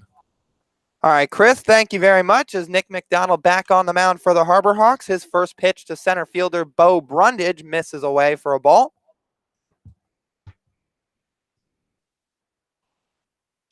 McDonald led up 3 runs in the 3rd inning. That number 3 frame has been his weak spot through his first 2 starts of this young summer. As another fastball to Brundage misses low and inside, the count now 2-0. McDonald last inning struggled trying to do better in the 4th. He goes from the windup. The pitch to the left-handed hitter in Brundage is a swing and a foul off the bricks behind home plate at McKeon Park. 2 balls and 1 strike.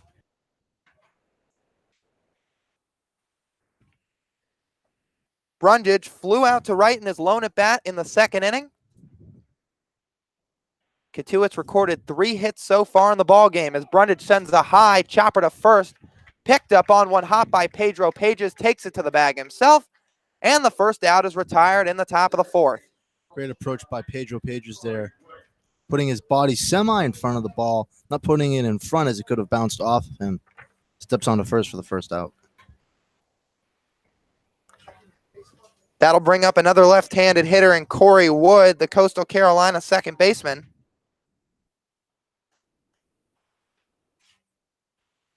As McDonald gets his sign from Wilkie, the windup. First pitch breaking ball misses just high for a ball.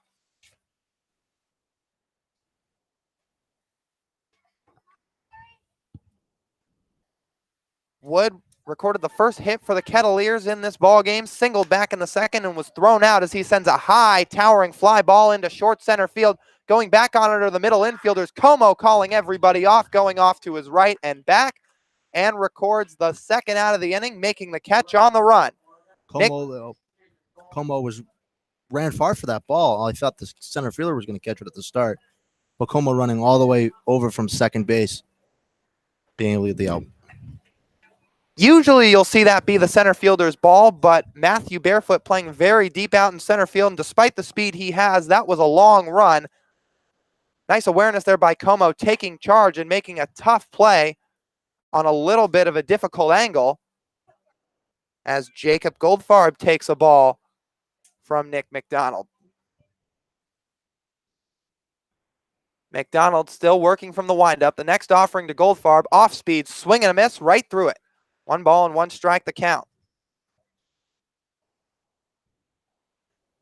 Here's an interesting little thing, Robert. The first 6 batters in this Kettleers order, all left-handed hitters, as Goldfarb takes a ball in the dirt.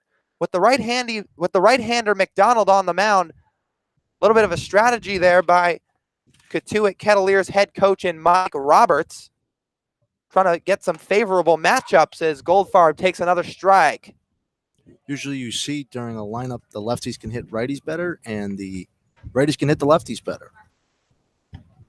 Of course, unusual that you'll see 6 straight hitters hitting from the same side of the box like Cotuit has tonight, as Goldfarb sends a hard ground ball on a hop to Davis Wenzel, fields it cleanly, takes a crow hop, and makes a perfect throw to Pages for out number 3. So Nick McDonald flushing that 3rd inning and putting up a 1-2-3 top of the 4th. And the Harbor Hawks will come back after this, looking to chip away at the Kettleers lead. They lead 3-0 after 3.5 innings, and you're listening to the Hyannis Harbor Hawks on the Hyannis Harbor Hawks digital network.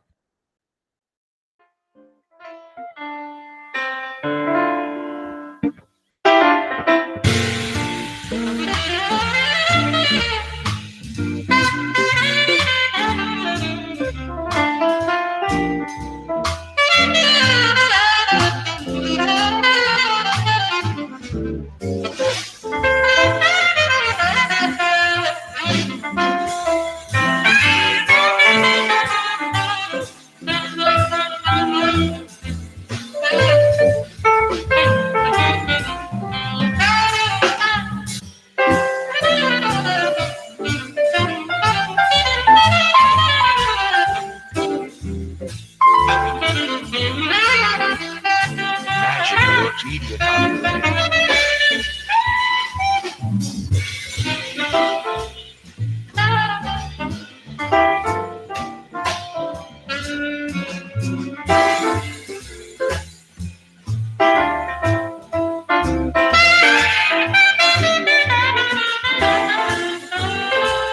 copyright.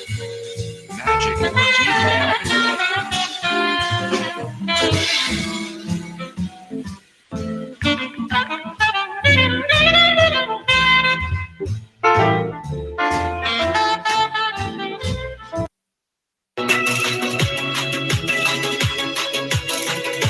You're listening to the Cape Cod Baseball League on the Hyannis Harbor Hawks digital network. Let's get you back to the game. Back inside McKeon Park for the bottom half of the 4th inning. Lyle Goldstein joined alongside Robert Marcello as Eric Rivera, the man set to lead off for the Harbor Hawks in the 4th, as he takes a breaking ball from Zane Collins down low. 1-0 the count. Rivera will be followed by Todd Lott and Alec Trella here in the bottom of the 4th. His time is called right before the pitch. Rivera gets out of the box just in time. Resets himself a little bit. as he's grounded out to short and is loaned at bat in the second. Takes a strike on an off-speed pitch from Collins right at the knees. Rivera having a huge day yesterday in game one, 2 hits, including that walk-off in the bottom of the 8th in what was a shortened game against the Brewster Whitecaps. He takes another off-speed pitch low, gets through the wicket to the catcher in Humphreys. Now Collins working quickly, the 2-1 offering, swinging a foul out of play on the right side. Rivera was 0 for 12 going into those at-bats yesterday, but hit a single in the 6th to tie it against the Whitecaps as he sends a high fly ball into short right field. Moving a couple of steps in is Jacob Goldfarb making the catch for the first out of the 4th. Rivera taking that inside pitch, kind of put it out to right field. They're trying to get a lazy single, unable to get it. Now, of course, in these Cape Cod League doubleheaders, each game lasts just 7 innings, but with extras, they went to the 8th, and after Rivera's 6th inning single that tied it, duplicated his at-bat in the next one as Todd Lott sends a first pitch fly ball into short right center field. Coming over to his right and in is Jacob Goldfarb, making the catch for the second time in as many pitches, and Zane Collins has 2 outs quickly in the bottom of the 4th. But in that first game against the Whitecaps, Rivera hit a single to right field on the ground between first and second to tie things at 3, and then a line drive to right in the 8th inning to win it by a score of 4-3 over the Whitecaps as Alec Trella takes a first pitch fastball for a strike from Collins. Quickly working from the windup, the next pitch to the shortstops, hit hard on the ground toward third, off the chest of Jones, recovers quickly, throw over to first is in time for out number 3. A quick inning for Zane Collins and the Cotuit Kettleers in the 4th as the Harbor Hawks go down in order 1-2-3. The score still remains 3-0 in favor of Cotuit through 4 innings of play, and we'll be back after this on the Hyannis Harbor Hawks Digital Network.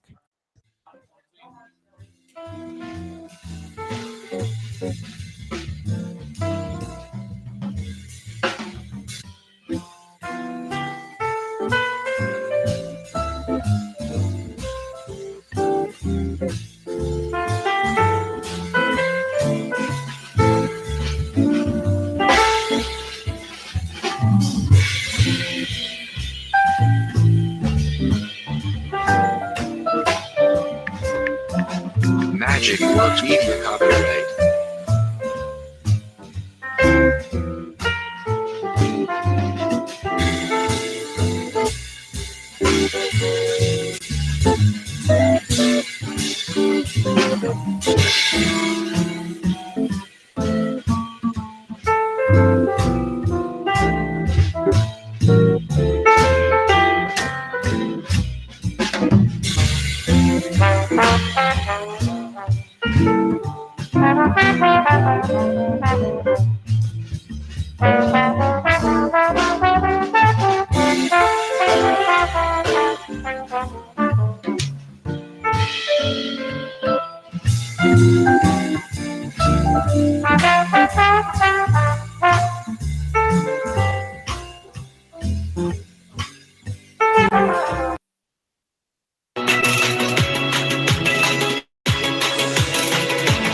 Back to Chad Gassman making all the right moves on the Hyannis Harbor Hawks Digital Network.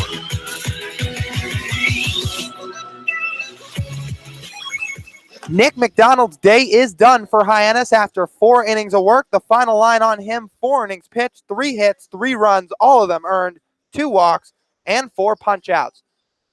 The new man on the hill for the Harbor Hawks, right-hander out of Minnesota, Brett Scholes, sporting the number 21, has thrown a third of an inning in this Cape League summer. That came in Sunday's contest in Game 2 against the Brewster Whitecaps, where he slammed the door in the bottom of the 7th when Brewster was rallying and locked up a 6-5 win. He's set to face the 7-8-9 of the Cotuit Kettleers in the top of the 5th. Eric Jones, Adam Oviedo, and Zach Humphreys. The first right-hander in the Cotuit order, and Eric Jones, the third baseman out of Davidson, taking a few practice swings right on the grass outside the batter's box. As he'll see Brett Scholes for the first time this summer.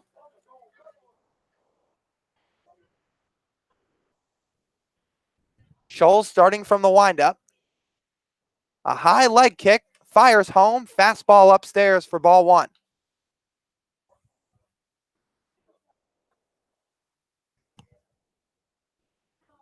So Eric Jones walked and scored in that 3-run third in his lone at bat, or I should say plate appearance, as he takes a fastball upstairs again, just above the letters.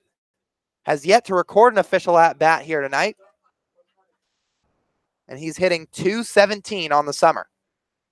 Schultz's 2-0 delivery. A slow ground ball toward third, just off the glove of Davis Wenzel, going off to his left and into left field for a base hit. On at first is Eric Jones, on for the second time in as many tries. And the Cotuit Kettleers have their leadoff man aboard in the third with nobody out. Tough play there for Wenzel over at third. Thought he'd be able to slide and get it, unable as it hit off his glove. Ball wasn't hit particularly hard by Eric Jones, but Wenzel was hugging the line over at third, had to make a long way going off to his left. Couldn't quite make the play on it. Went off the tip of his glove and into left field. Adam Oviedo, the TCU shortstop, into the batter's box. Schultz picks off over to first, back safely as the runner in Jones. He's seen his healthy dose of pickoffs both times he's reached base so far today, as McDonald gave him a lot of attention the first time on. He must have had to dive back into first base about 4 times during that sequence, and now has already done so once against the reliever in Schultz.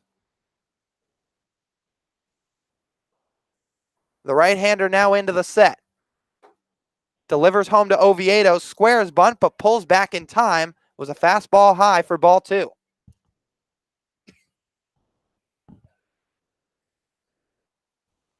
Oviedo taking a couple of signs from his head coach, Mike Roberts, manning third base. And Wenzel playing just in front of the bag on the short grass on the infield. Middle infield playing back. Scholes taking his time, now delivers home. Another shown bunt from Oviedo, pulls back in time for ball 3. That was a fastball inside from Schultz. Often when a hitter shows bunt, it's the mentality part of a pitcher that gets in their head a little bit. They see that bat hanging out in front of the plate, and it just throws them off a little bit. May or may not be the case with Schultz here with nobody out in the 5th. 3-0 offering to Oviedo, shows bunt again, squares it up, but sends it foul down the third base line. So an interesting move by Roberts, having him go through with that bunt on a 3-0 count, but couldn't drop it down, and the first strike is recorded to the shortstop. Pages continuing to hold on the runner and Eric Jones at first base. Rivera playing fairly deep in left field. Brett Schultz throws over again. Back to the bag in time is Eric Jones. So Oviedo an 0 for 1 day, just 4 for 24 on this summer. 7 RBIs, 4 of them coming from that grand slam in the 6-2 win against the Orleans Firebirds. Schultz comes home. Oviedo drops down another bunt, but foul. So couldn't do the job and get down the bunt, and the count moves to full. 3 balls and 2 strikes. Nobody out. Cotuit still leads 3-0 in the top of the 5th. Being up 3-0 on the count and now being a full count. Mistake kind of, I was curious in the 3-0 count why he was trying to bunt there. Likely following through the sign of his head coach, Mike Roberts. More likely than not, will be swinging away here on a 3-2 count. Schultz fires home, a swing and a foul back behind home plate and off the screen.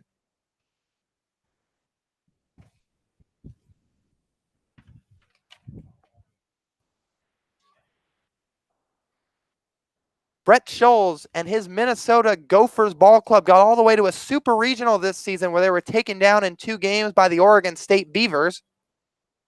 Beavers surprisingly have nobody on the Cape this summer, in spite of them still currently playing their college season out at Omaha in the College World Series.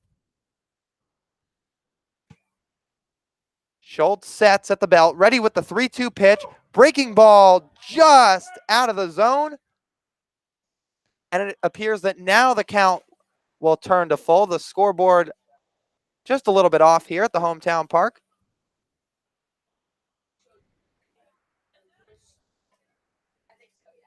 But Greg Jones now continuing to get his lead off of first. A nice 3-step lead over there.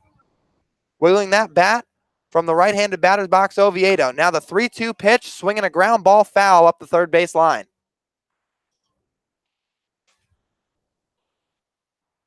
So Schultz throwing Oviedo a healthy dose of breaking stuff in the at-bat.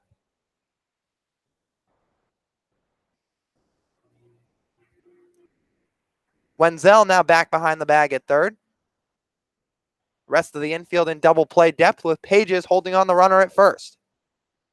3-2 from Schultz. Swing and a miss for strike 3, and Brett Scholes records his first strikeout of the evening. Oviedo sent down on strikes for the second time in as many at-bats, and the number 9 hitter, Zach Humphreys, coming to the plate. A missed opportunity there for the Kettleers to be able to move that guy over. Good job there by Scholes being able to get a strike out. Now with the number 9 hitter, bunt still plausible with Will Robertson looming on deck, swinging the bat the way he does, but likely with one out, you'll see the catcher and Humphreys swing away. A little bit of a shorter lead at first for Jones. Schultz from the set comes home, and Humphreys does drop down a bunt and shoots it foul behind home plate. Cotuit very adamant about moving this guy over. Now the second time now they haven't been able to do it. Well, as we mentioned earlier, the top third of this Cotuit Kettleers lineup swings the bat incredibly well, and they're all off to hot starts this summer, led by Will Robertson hitting .393.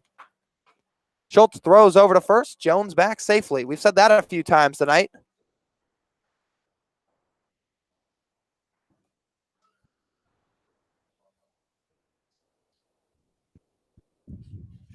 Staring down Schultz as the hitter in Humphreys.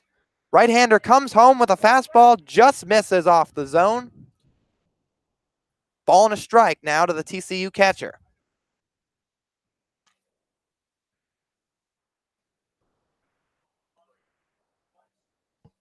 Humphreys 2 for 11 on this summer. That was coming into today before he singled in his last at bat in the third and later scored. Swings at that next pitch and sends a high towering pop-up just outside the infield. Braden Como going back for it, makes an over-the-shoulder catch, and that's out number 2. Retreating back to first base is Eric Jones, and Schultz records the second out of the 5th. Great play there by Como, trying to fight off the sun. Had to make kind of a back shoulder catch. We've seen Como do that now twice today.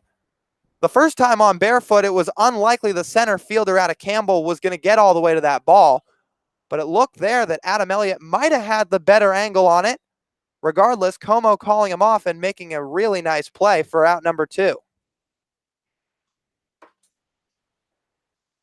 Well, Robertson making his third at bat tonight as he sends a fly ball out into fairly deep right field. Moving back a couple of steps is Adam Elliott. Makes the catch, and that's out number 3. Brett Schultz puts a 0 up on the board for the Harbor Hawks in the 5th. And they look to plate their first runs of the night when we get back on the Hyannis Harbor Hawks digital network.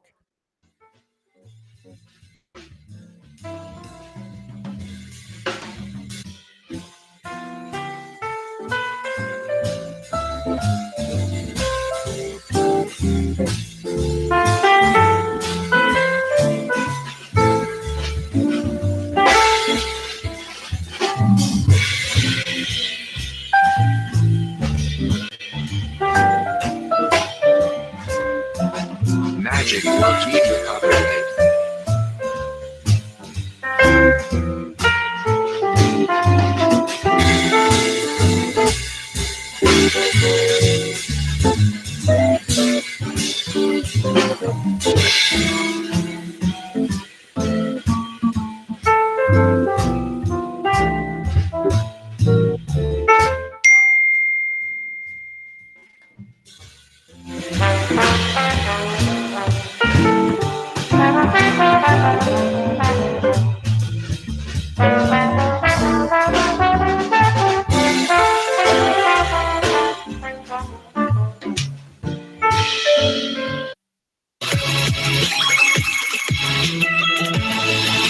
You're listening to the Hyannis Harbor Hawks on the Hyannis Harbor Hawks Digital Network.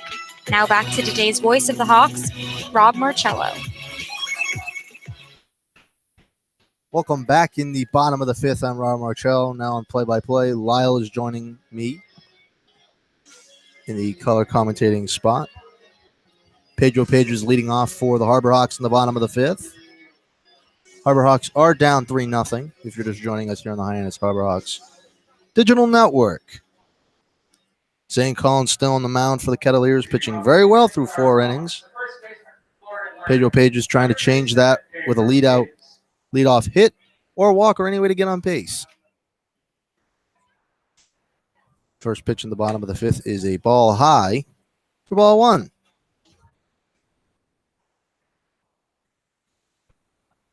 The second pitch of the at-bat is in.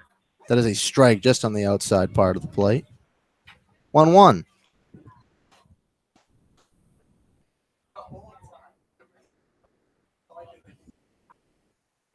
One count, 0 pitch. In there for a strike. Ball low, just over the heart of the plate. 1-2 count to Pedro Pages. A foul ball there is Pages, but it stays fair, goes to the third baseman. He has it, and he'll be safe at the bag there. Pedro Pages' speed, being able to get it off the bat. It looked foul, but it came back in the field of play. Yeah, how about Pedro Pages busting his way out of the box immediately, sending just a squiggling ground ball down the third base line. Eric Jones made a nice play on it, fielding it glove side, his momentum going toward first. But Pages beating it out, and we've seen that a couple times from him this summer. Earlier in the week, he went first to third on a base hit, and now busting his way down the line, and he's safe on an infield single. Kyle Wilkie up at the plate for the Harbor Hawks. That is a foul ball down the right field line, but the right fielder might have it, and he does not as it goes foul as he slid and missed it. A close play for the right fielder for the Kettleers.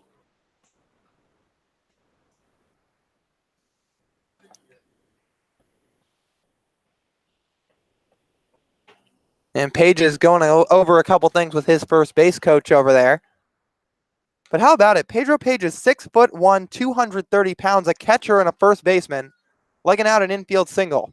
You always like to see the big guys flashing the wheels. Absolutely. Very quick for being a catcher. Sure, Kyle Wilkie's still up at bat. 1-0 count, he's down. No pitch is a ball low. It does get past the catcher, and Pedro Pages will be standing up at second on a pass ball. Pages recognizing it immediately, getting through the legs and the catcher and Humphreys, and sprinting down to second. Now the Harbor Hawks have a runner in scoring position. First time they've been able to say that since the third when Davis Wenzel was at second. Official score rules that a wild pitch. 1-1 count. Runner on second with nobody out in the bottom of the fifth. Harbor Hawks are down by 3. Pitch is in. That is a foul ball. Goes over the trees. Just to the right of us here at McKeon Park. A great evening for baseball. A fantastic crowd here today.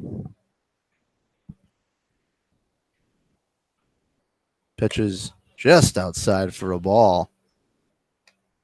2-2-1 Wilkie.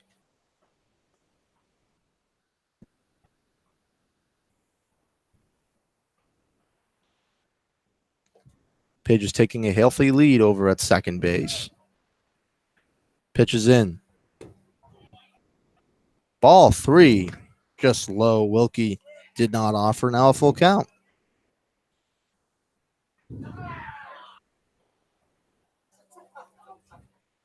Three-two count. Man on second. Nobody out. Pitcher's ball 4 just outside. And there now will be runners on first and second with nobody out in the bottom of the fifth. With the top of the Hyannis Harbor Hawks orders due up. Wilkie working that full count. They're not getting overly aggressive, really seeing the ball well in that at-bat from Collins. In his first at-bat, he squared it up, but that was the ball that went right to the first baseman, Zach Bierman. But the Harbor Hawks have probably their greatest rally of the game, of course, since the second inning when they had 2 on. There was already 1 out at that time. Now they have 2 on and nobody out for the top of the order. And Matthew Barefoot, who up to this point has had quite the summer. As we speak, hitting .313 on the year, 0 for 2 so far today, but we know what type of season he had at Campbell, where he led in almost every offensive category among the Fighting Camels. After everyone rounded up on the pitcher's mound for Cotuit, everyone goes back to their respective positions. Pitching coach goes back to the dugout. We're going to start play again. Matthew Barefoot up, as Lyle said, had a great year at Campbell. And the first pitch does not happen as Collins steps off the mound.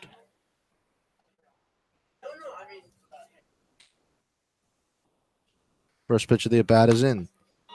That is a foul ball. The catcher will not get it as it goes past him and behind us. You can keep that ball tonight.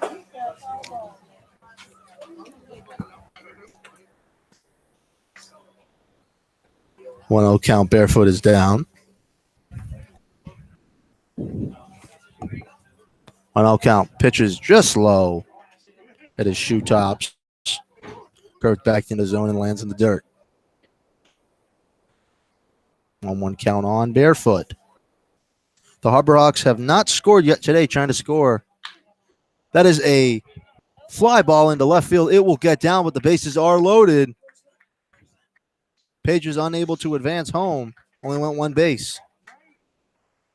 It was only a matter of time before Barefoot was going to see a ball well against Zane Collins. That was the 3rd time tonight he's seen him. He squares up a fastball. That one out over the white of the plate, right at about the belt level, and he shoots it into left field. But hit it on a hop right at the left fielder in Will Robertson, so Page is unable to advance home, but bases loaded, nobody out. Harbor Hawks have their meaty part of the order due up. Como up at the plate. That is a line drive single into left field. One scores. Another one does not. It is now 3-1. The bases are still loaded with nobody out.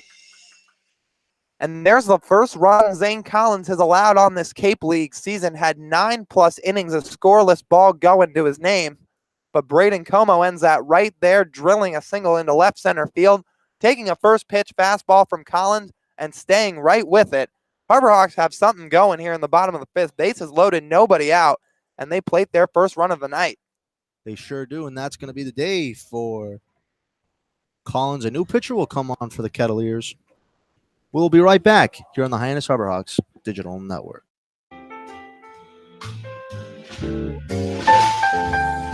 Magic Work Media copyright.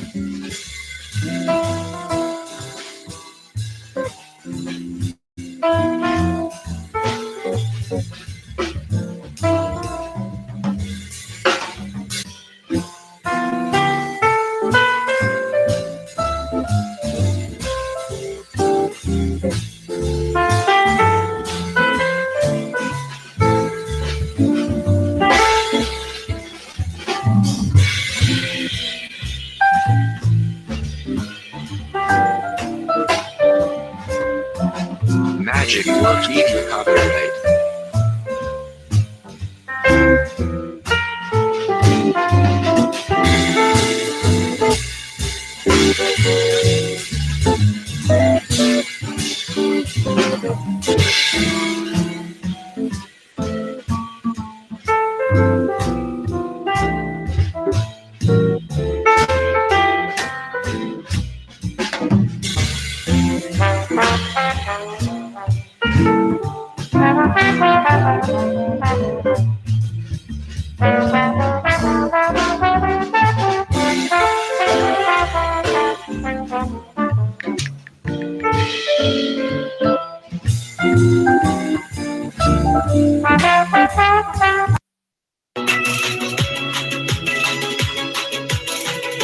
You're listening to the Cape Cod Baseball League on the Hyannis Harbor Hawks Digital Network. Let's get you back to the game.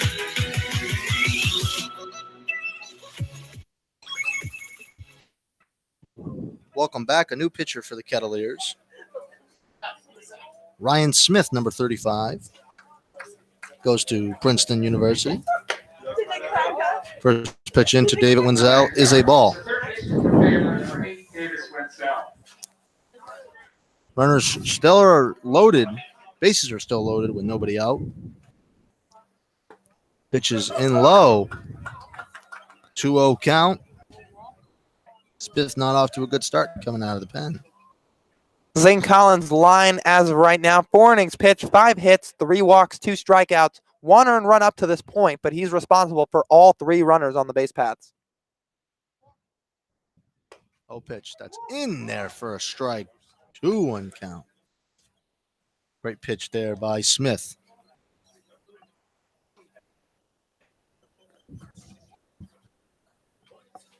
Two-one pitch. That is a fly ball that will not be fair and will not be caught as the right fielder for the Killers unable to go and get it. 2-2 count. The right fielder in Goldfarb playing a little bit over toward right center in this at bat. Has to run a long way down the line and off to his left to try to make the play. He's got some speed out there, but couldn't quite catch up with it. Wenzel still got a prime RBI opportunity right here.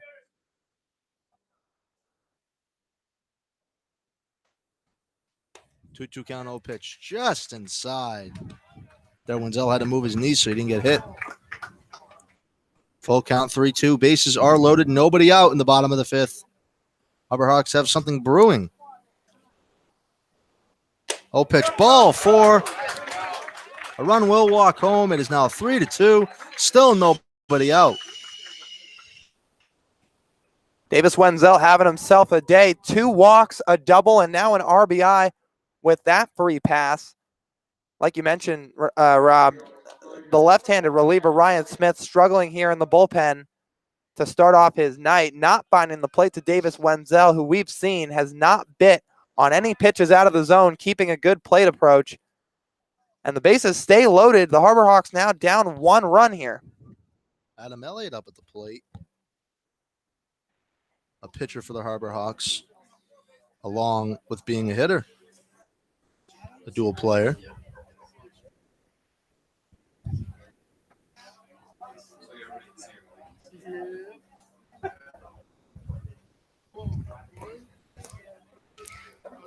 Yeah, if you guys get tired, I got next inning.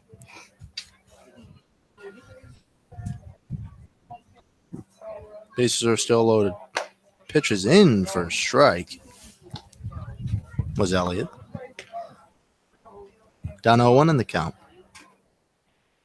Smith showing a slider right there. Had some good tail to it at the end of that pitch. Pitch is just high for a ball. Catcher tried to frame it back in the zone.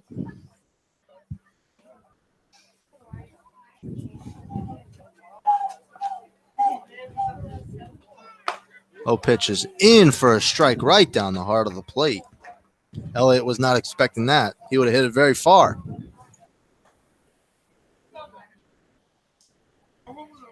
Down 1-2 in the count.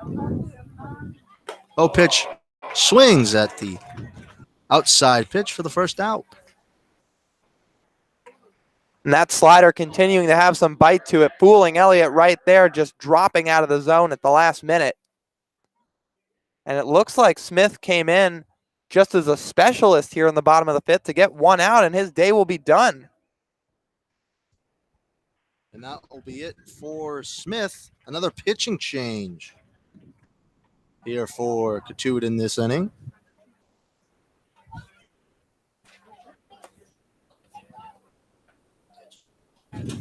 We'll be right back here on the Hyannis Harbor Hawks Digital Network.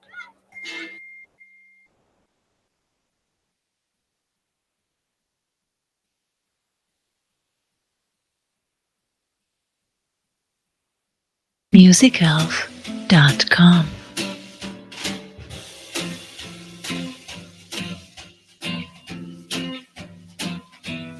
MusicElf.com.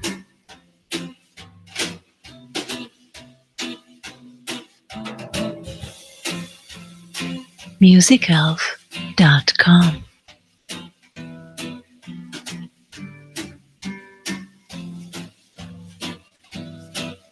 musicalf.com.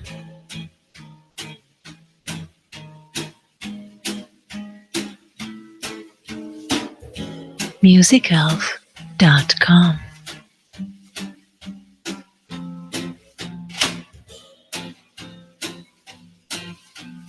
musicalf.com.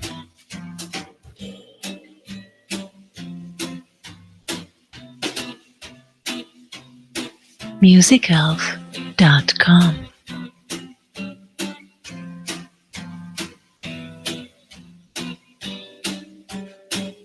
musicalf.com.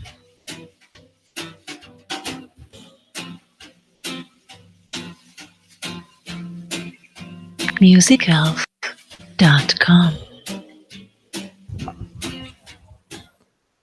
Welcome back. A new pitcher for Cotuit now on the mound. Deacon Metters.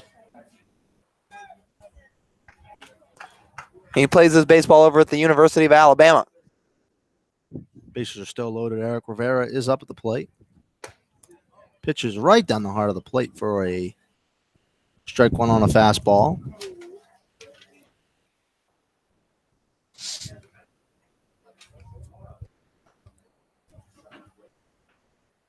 Oh, 1 count. Pitches in for Rivera. Hit to the second baseman. He'll throw it on to first, but a run does score. It is now tied 3-3.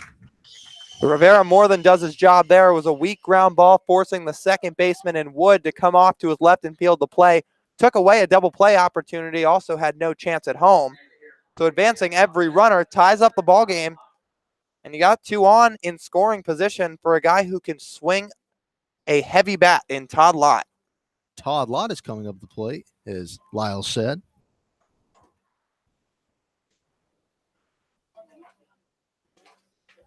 First pitch into Lott is a strike just outside.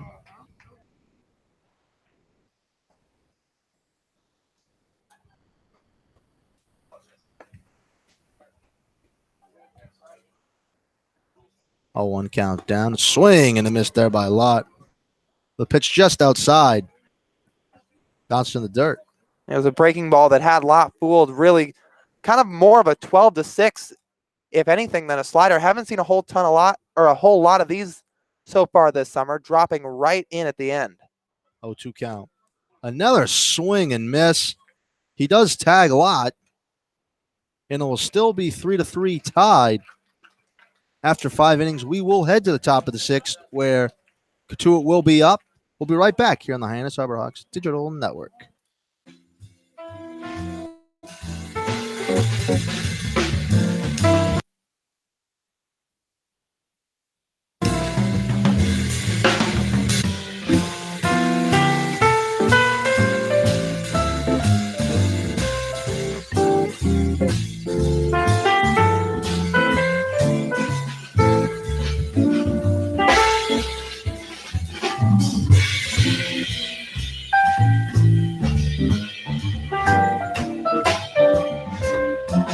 Magic Works Media copyright.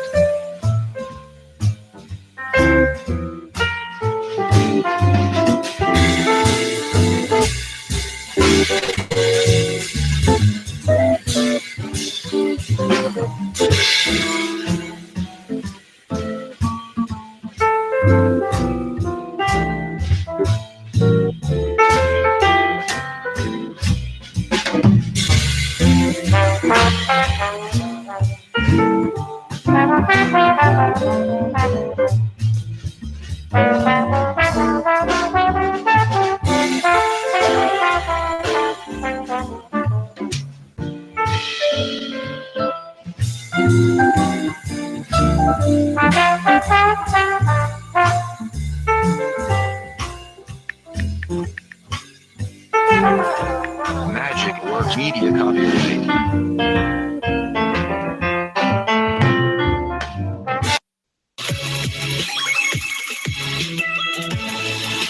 You're listening to the Hyannis Harbor Hawks on the Hyannis Harbor Hawks Digital Network. Now back to today's voice of the Hawks, Rob Marcello. Welcome back in the top of the 6th. Thomas Dillard to lead off for the Harbor Hawks. Pitches in for a strike.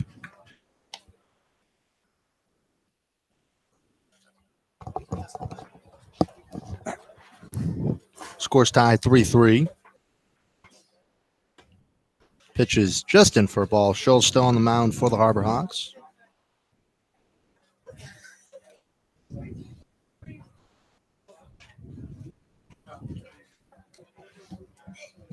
Oh, pitch. In for a strike just outside. On the other side of the plate, pretty much, but does catch the end of it. Nope. 1-2. Pitch is in the same exact spot, but call the ball. Oh, 2-2. Schultz continuing to pitch off that breaking ball, using it as his primary pitch against a lot of these Cotuit hitters. 2-2 count, 0 pitch. That is a ball just high. Full count to Dillard. He had a good plan there. He threw a breaking ball that Dillard didn't chase on that last one, then countered it with a high fastball. Often that'll get you a strikeout, but now works himself into a full count. 3-2. Oh, pitch. That is a ground ball to Como. He has it. He'll throw it on to first. Took some time to get it, but he gets it for the first out. That's a good job there in the first at bat by Schultz. Like I talked about, he was looking to get the strikeout after the curveball high fastball combo, which so often works on a lot of these collegiate hitters. Even in the big leagues too, you see it executed pretty well. But right there, got himself into a 3-2 count, threw a fastball in the inner half, induced some weak contact, and an easy play for Braden Como over at second base. Zachary Bierman up at the plate for the Harbor Hawks. Sorry for the Kettleers, and that is in for a ball.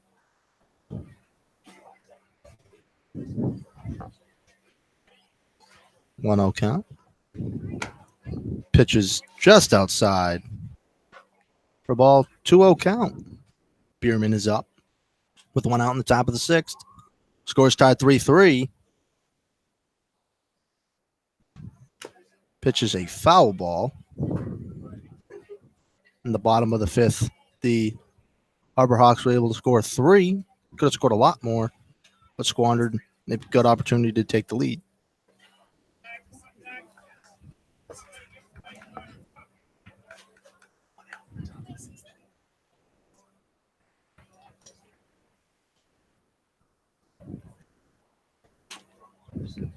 Two 2-1 count. Schultz on the mound for a second inning of work. Pitcher's just high for a ball. Outside 3-1 with one out in the top of the sixth.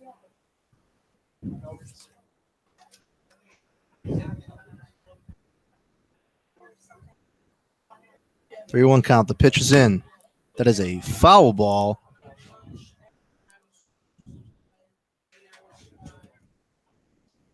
That Rivera is unable to get. He was shaded towards center field more than left.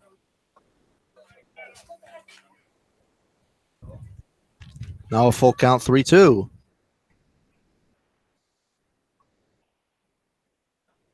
Pitch is in for Schultz. That is a ground ball to the first baseman. He dribbles it, but he has it. We'll throw it to the pitcher for the second out. Second time this inning, the infield for the Harbor Hawks haven't clearly had the ball, but they've still been able to get the out. They've done a good job so far today keeping Bierman in check. Like we said, the premier power bat in this order, 13 home runs on the year, led Coastal Carolina, but so far today, 2 punch-outs and a weak ground ball to first. Vertage up at the plate for Cotuit. First pitch is just outside for a ball. Cotuit's bats have gone silent past couple of innings as the Harbor Hawks are able to tie the game 3-3. That is a ground ball to the shortstop. He makes a great play, throws it on to first, but misses it, the first baseman. And there'll be a runner on base with 2 outs. Well, Trela had to go off to his right on that one. Backhanded it in the hole at short. Had to make a long throw to Pages at first, but just in the dirt. Pages who hasn't spent a whole lot of time at first base so far this summer, couldn't quite pick it out of the dirt. And the Cotuit Kettleers have their first base runner on this inning. That was an error by Trela.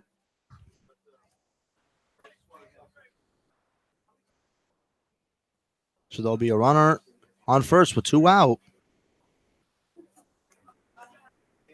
Corey Wood up at the plate for the Kettlers. That is a ball low inside, dropped by Wilkie, but the runner did not advance. This game's moved mightily long here, as it is 7:41.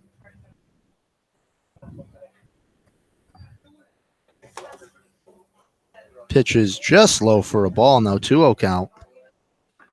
Kettlers are trying to get a little 2-out magic, trying to regain the lead.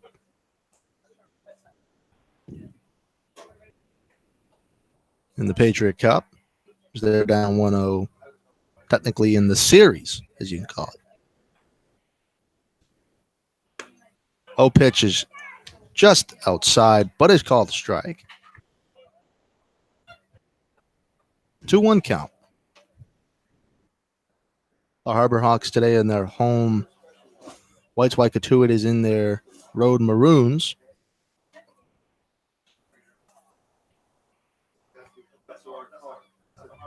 Pitch is a foul ball. Goes past the Harbor Hawks dugout. Goes past the fence protecting the fans as well.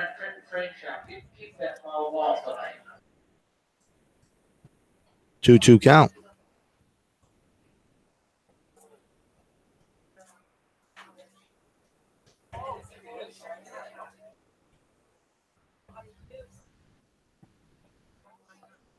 Pitch. The ball just outside. Now full count. Schultz being able to get 2 quick outs this inning, but having a little trouble in the bottom of the 6th. The count runs full with a man on first with 2 outs. What up at the plate?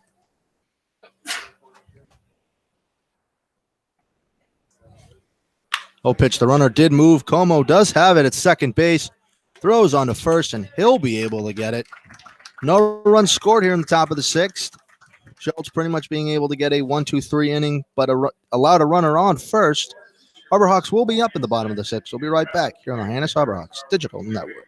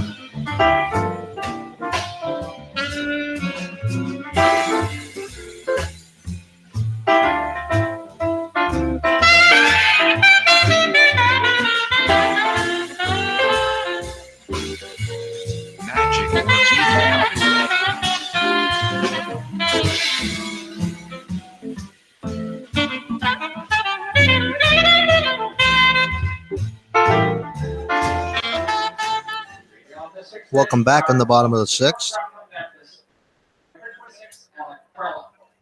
Alec Trella up at the plate to lead off. Score tied at 3-3 if you're just joining us on the Hyannis Harbor Hawks Digital Network. That is a ball inside.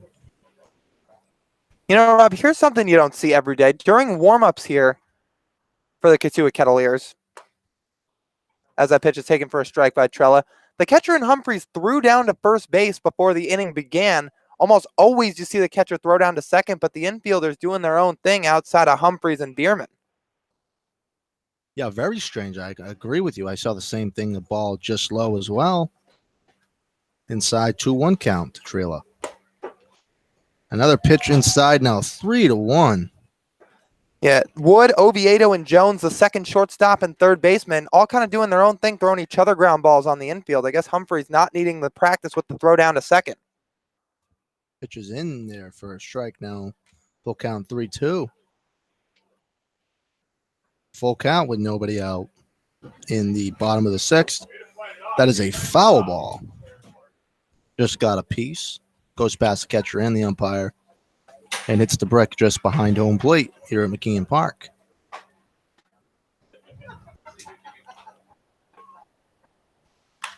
Pitch is a foul ball.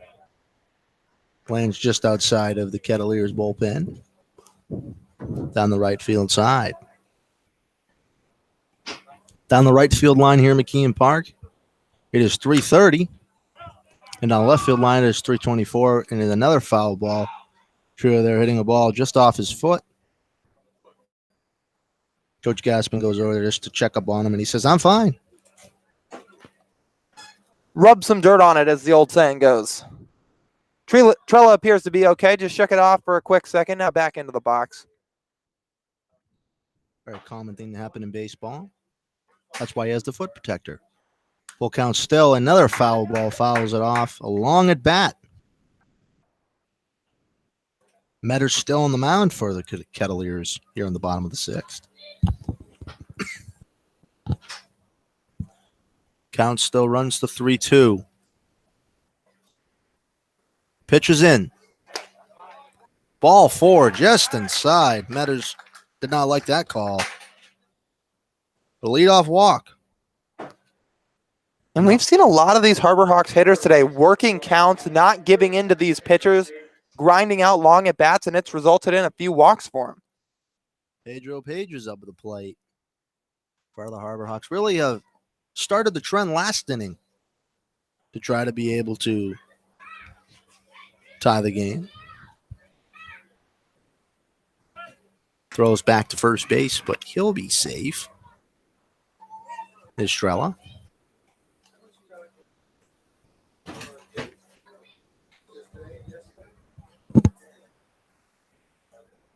First pitch of the at-bat is in. Swing and a miss was Pedro Page's.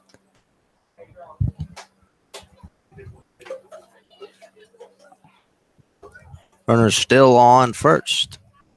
Trella has not taken a healthy lead this time. Very minimal.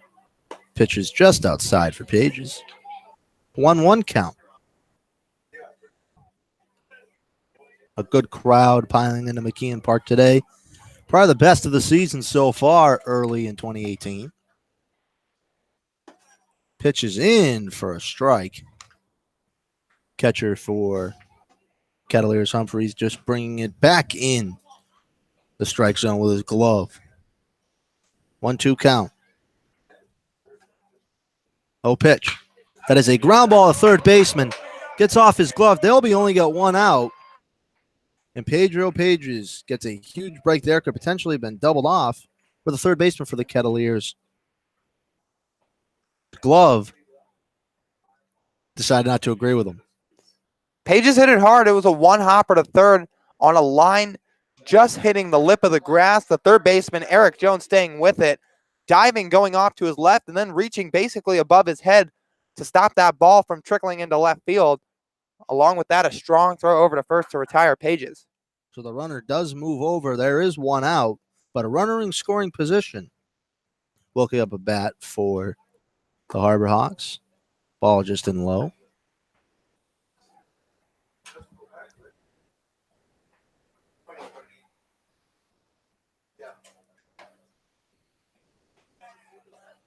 One-0 count to Wilkie. Runner on second. One out in the bottom of the sixth. 3-3 if you're joining us on the Hyannis Harbor Hawks digital network. Pitch is just high for a ball. 2-0 count. Wilkie is up.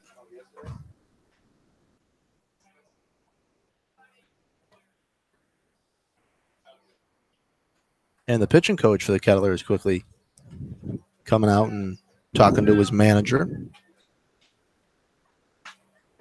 Lyle, as the game's starting to really go on, have you really noticed, and I've noticed so far this year, the Harbor Hawks have been very patient at the plate. They are, and they've found ways to score runs late in ball games. We've seen it time after time through this first week of the season. While the bats, maybe first or even second time through the order, don't produce any runs, often third time through, regardless if it's still the starting pitcher or not, they string together some hits, they work some good counts, and you saw it back in the previous inning when they put a 3-spot up on the board, threatening again here in the 6th. Man on second, 1 out. Absolutely. Pitches into Wilkie. That is a ground ball, just foul. Now a 2-1 count.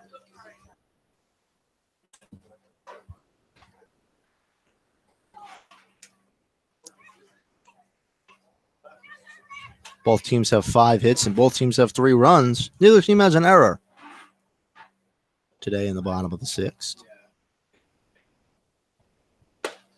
Pitch is just inside for a strike. Outside part of the plate. Just catches the corner. 2-2 count.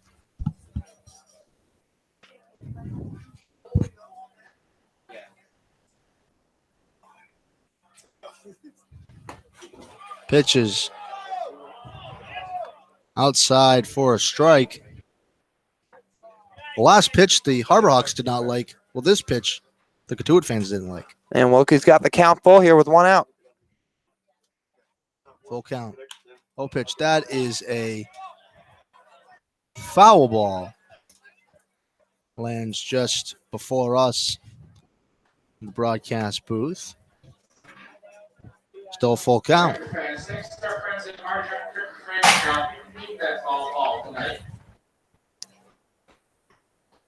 Well, Deacon Metters trying to work his way out of a jam a little bit here in the 2nd as Alec Trella standing on second base. But in his year at Alabama, he had the team lead in relief innings with 39 as well as saves with 6. That is just a foul ball. That is a great stat.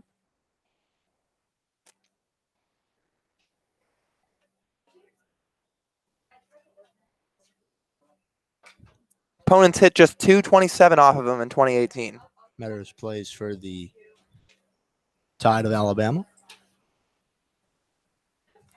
Full count.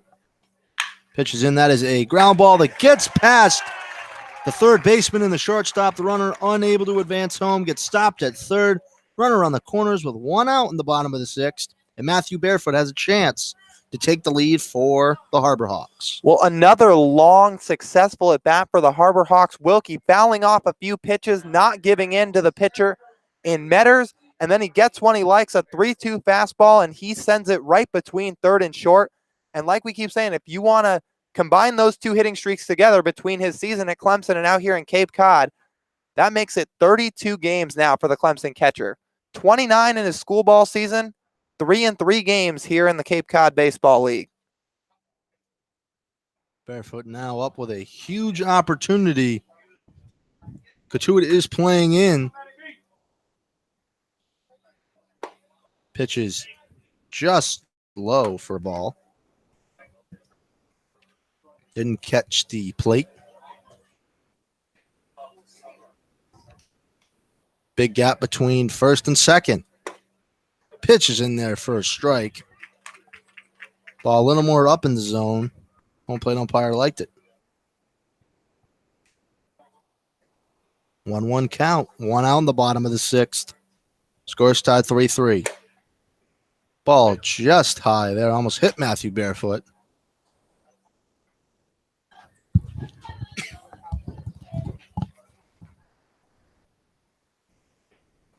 Two 1 count.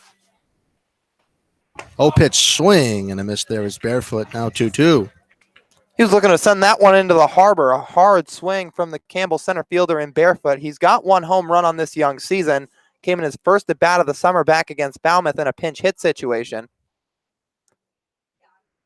2-2 count. That is a fly ball that will stay fair. The left fielder has to run and come get it. He'll catch it. The runner unable to advance. And there is now 2 outs. The runners are still in the corners. Barefoot just getting a little bit under that one from Metters, We saw him take 2 hard swings and as many pitches from the reliever, but just sent a towering fly ball out to short left field. And Braden Como got the rally started back in the 5th with an RBI single, has a chance to give him the lead here in the 6th. As Lyles said, Como is up at the plate. Runners on the corners, 2 out. Kellier's trying to get out of this. The lead still tied. And that is in for a strike.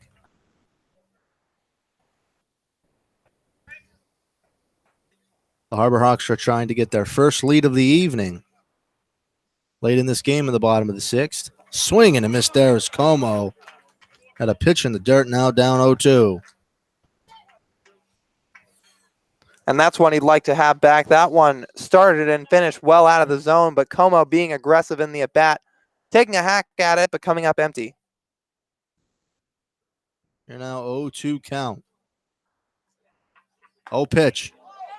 That will not entice him. The runner does go down to second. Kettlers did not throw it to second base, fearing the runner at third coming home. And there'll now be runners at second and third with 2 out. A 1-2 count to Como. Good awareness there by Wilkie, taking off on a breaking ball from the reliever and Metters. They had no chance to get him at second. Oh, pitch. Swing and a miss at strike 3. The catcher will tag Como in a squandered opportunity for the Harbor Hawks. The score is still tied 3-3 going in the top of the 7th. We'll be right back here on the Hyannis Harbor Hawks Digital Network.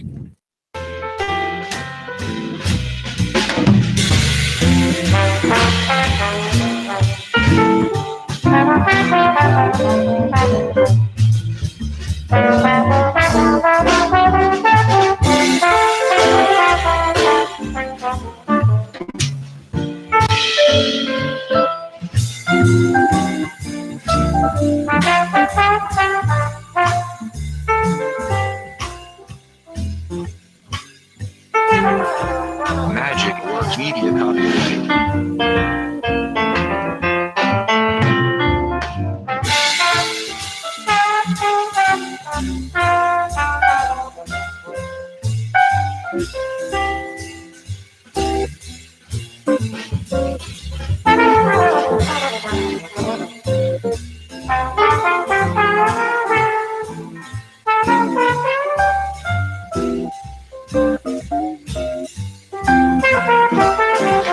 Magic Works Media copyright.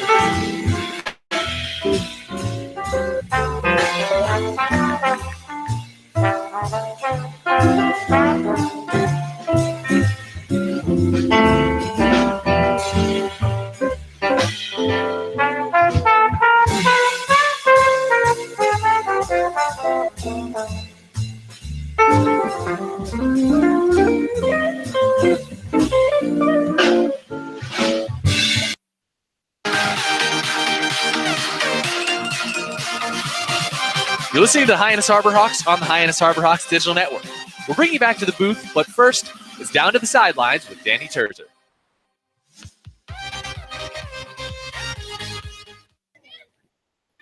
Pedro Pages is back at first base tonight. He made his Cape Cod debut there just 2 days ago in Game 2 of the Harbor Hawks doubleheader. The last time he was seen in the infield was during Florida Atlantic's regional against Jacksonville University. He was still recovering from an injury then and couldn't catch. These recent situations have Pages feeling pretty normal at first base. The biggest adjustment, he said, is getting balls coming hard at him from lefties. But if the coaches trust him there, he will prove to them he can do it, and do it well. Thank you very much, Danielle. We're back here in the top of the 7th. Count is now 2-0 to Cotuit's leadoff hitter this inning.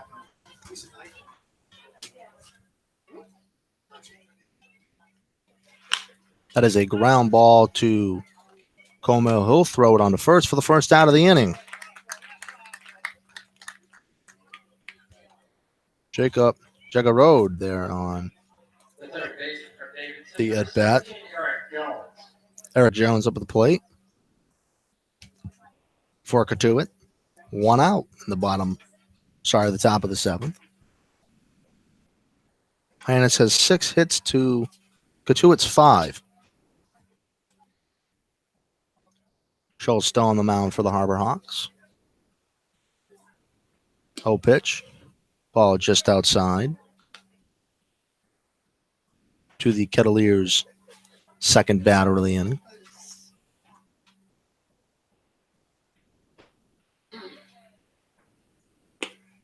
Oh, pitch is just low.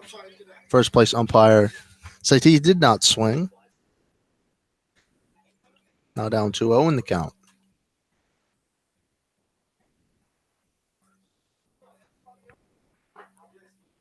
Pitches in. That is a towering fly ball, and it is off the wall. Jones will be standing up at second with a 1-out double. Ball was hitting the gap. Almost was out of McKeon Park, but lands off the wall. Right on the Stop and Shop sign here at McKeon Park.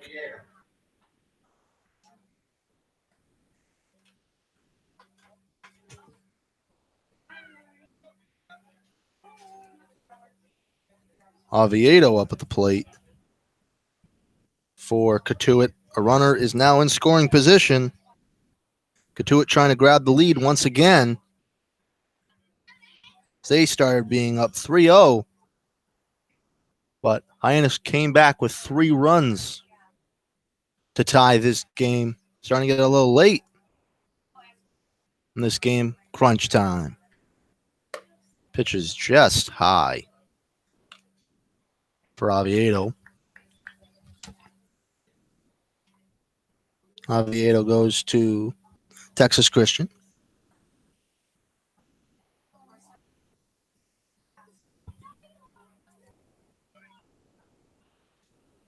Pitch is just foul for a ball. 1-1 count.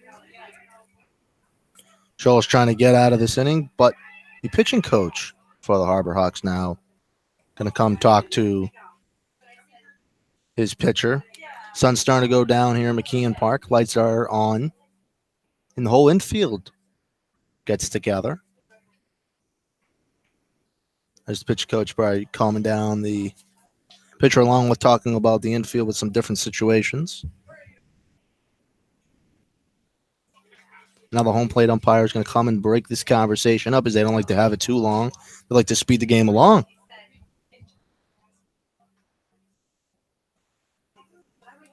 No errors by either side today. That's credit to both squads here. You usually see 1 or 2. Or the boat horn sounding here in Hyannis.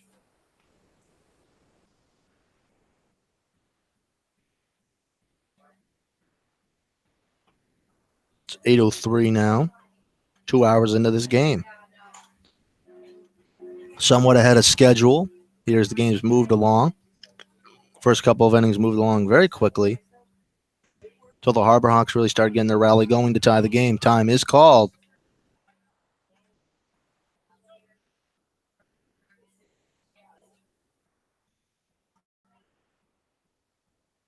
One count still to Oviedo. First pitch after the mound visit is in. That is a fly ball out to the right fielder. He comes in and catches it. The runner will advance to third, but will not, as a great throw by Elliott. Does not allow the runner to advance as he has to go back to second.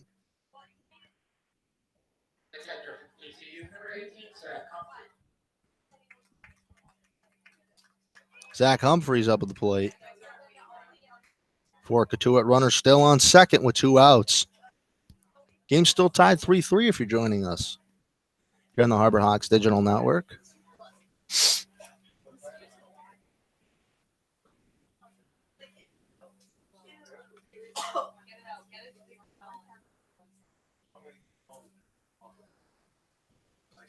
Pitch is just outside for a ball.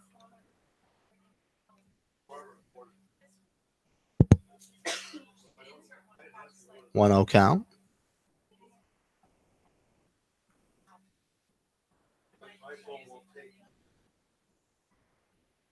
Pitches in. That is a just foul. Lands into the bullpen of the Harbor Hawks. Looked like that was going to stay fair, and if it did, it could have been gone out of this ballpark. Schultz gets a break. It's now 1-1. Runner on second with 2 outs in the top of the 7th. Runner on second taking a big lead. No one attempting to pick him off or cover him. Oh, pitch. That is a foul ball. Just behind us. 1-2 count. Okay, 6 seconds and our straight shot. You can keep that foul ball.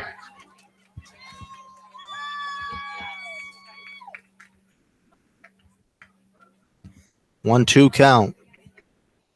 Harbor Hawks are trying to get out of this situation with the score still tied. They've worked hard to tie this game back up at 3-3. Both sides have 6 hits. And time will be called late. We've seen that a couple times today.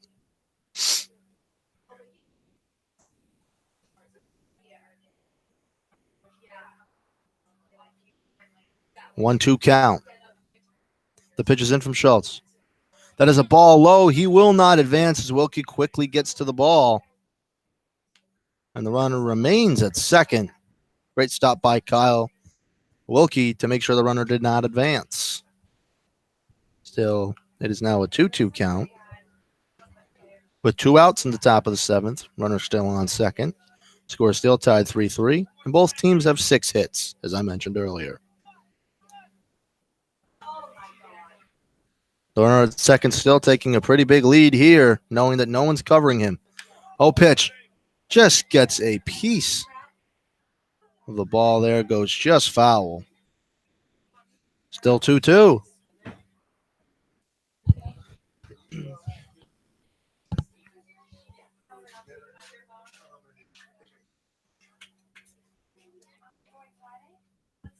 A very good crowd here today at McKeon Park. Sun continues to go down. Lights are starting to get a little brighter here. Just getting later and later into the game. 2-2 count. Oh, pitch. A ball just outside. Almost hits the dirt, but a great stop by Kyle Wilkie. The run now. Count is now 3-2.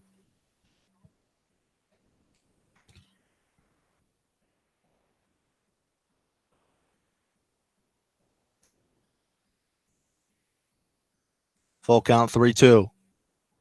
Oh, pitch. That is a ground ball that just goes foul. Wenzel probably could have made a plate on it if it had continued to stay fair. As he's semi-hugging the line. Playing a little off.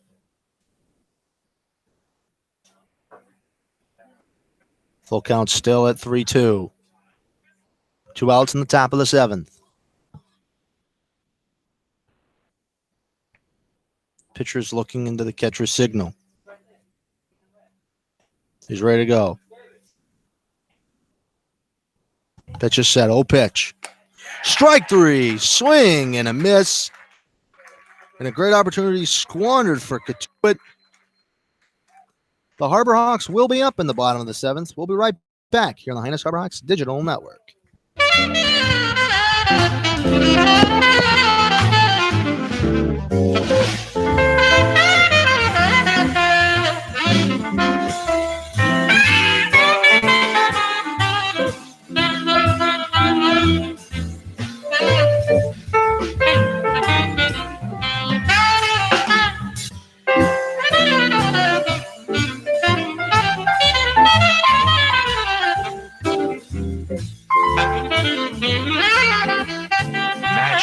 Media copyright.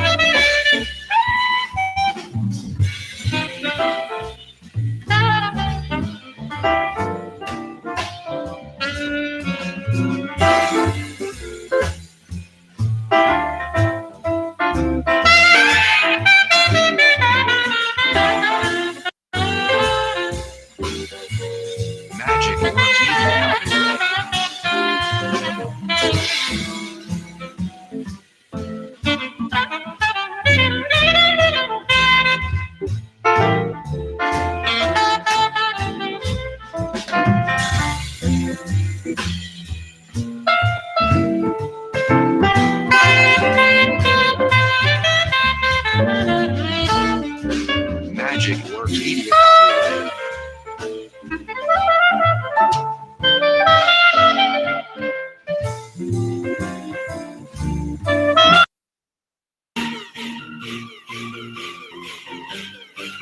Hope you had a nice stretch. Now let's get to the bottom of the 7th inning on the Hyannis Harbor Hawks Digital Network.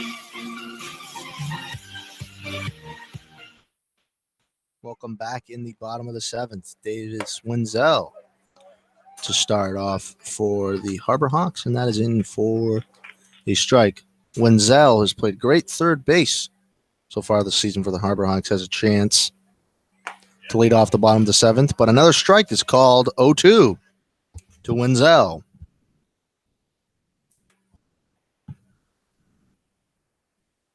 Tied still 3-3 here in the bottom of the 7th. The ball is low, just outside now, 1-2 count.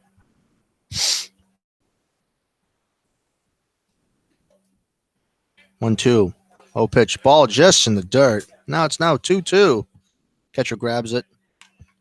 We'll give it back to the home plate umpire. The home plate umpire does hand it, or does throw it to the pitcher. Both exchange. Usually you see that happen when it's raining outside. The ball was pretty dirty, so the pitcher won a new one. 2-2 count. That is a ground ball to third baseman. He plays it. Throws it on to first for the first out. Great play by Cotuit's third baseman, Peyton Burdick. Elliott now up. Elliott making a great play with one out in the top of the 7th, being able to throw it in to make sure the runner did not advance. First pitch is in just outside for a ball.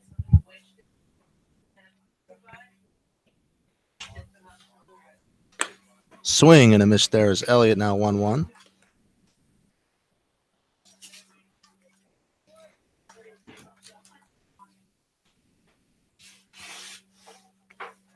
Oh, pitch is Elliott. Ball just low now, 2-1.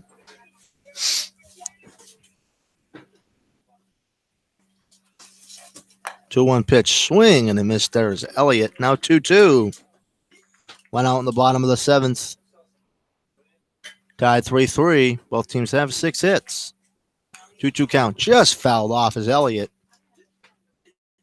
landed right in the backstop where we are.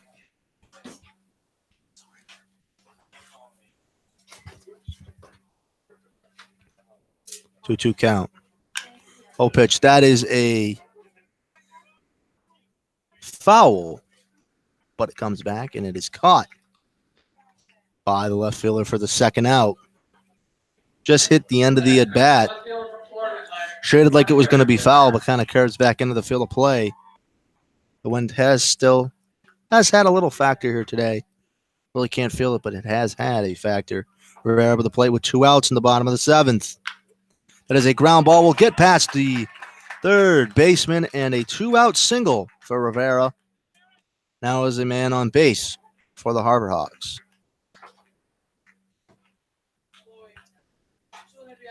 With Todd Lott now up at bat.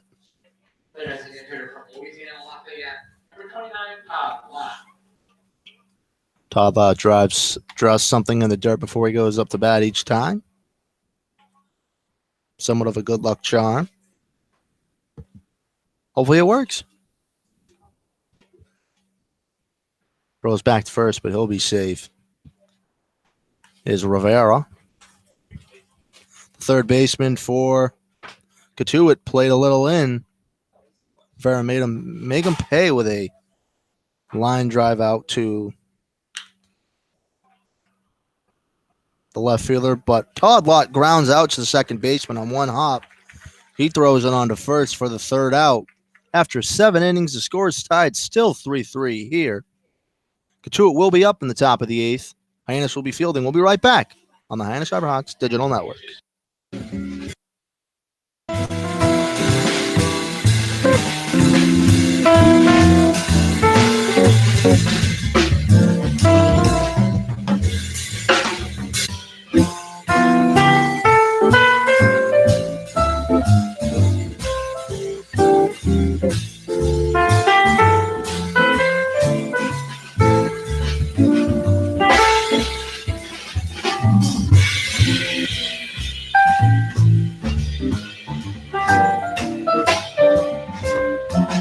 Magic will keep your copyright.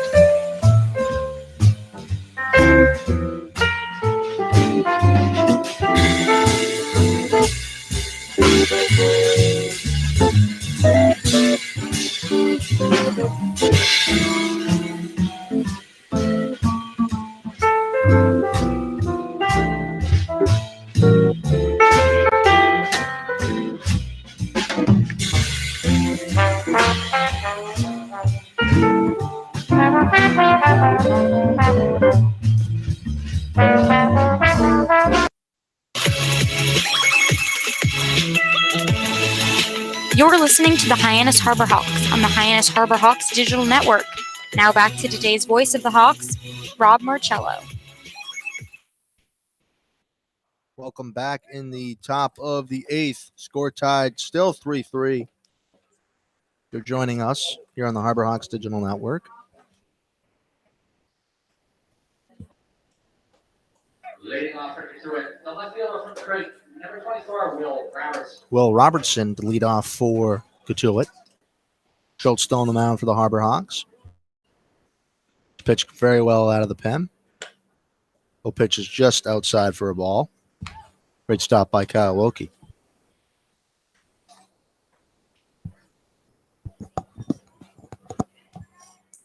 One 0 pitch. That is a line drive, just foul down the right field line. And Robertson still yet with a hit today. Schultz leaving that one up in the zone. You can almost feel his eyes light up a little bit as he scorched that down the right field line, just hooking it foul. 1-1. Pitch is just in low.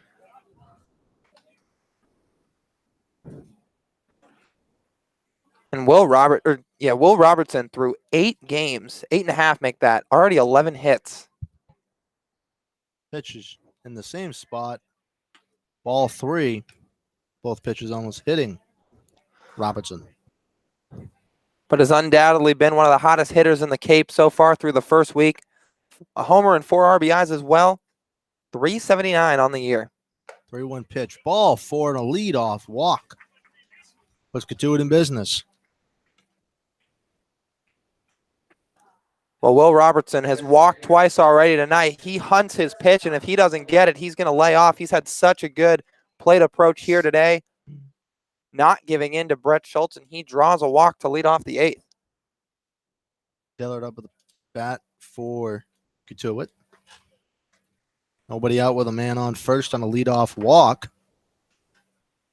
Schultz in trouble again for the second straight inning. The last time able to get out of it. Let's see if we can get out of it here. Throws back to first, but he'll be safe. Pedro Pages doesn't even think about tagging him.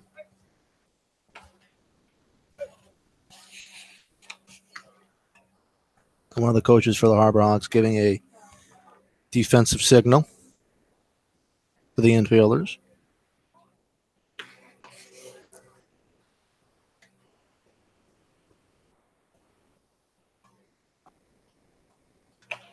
And the first pitch into Dillard is a towering fly ball to right field.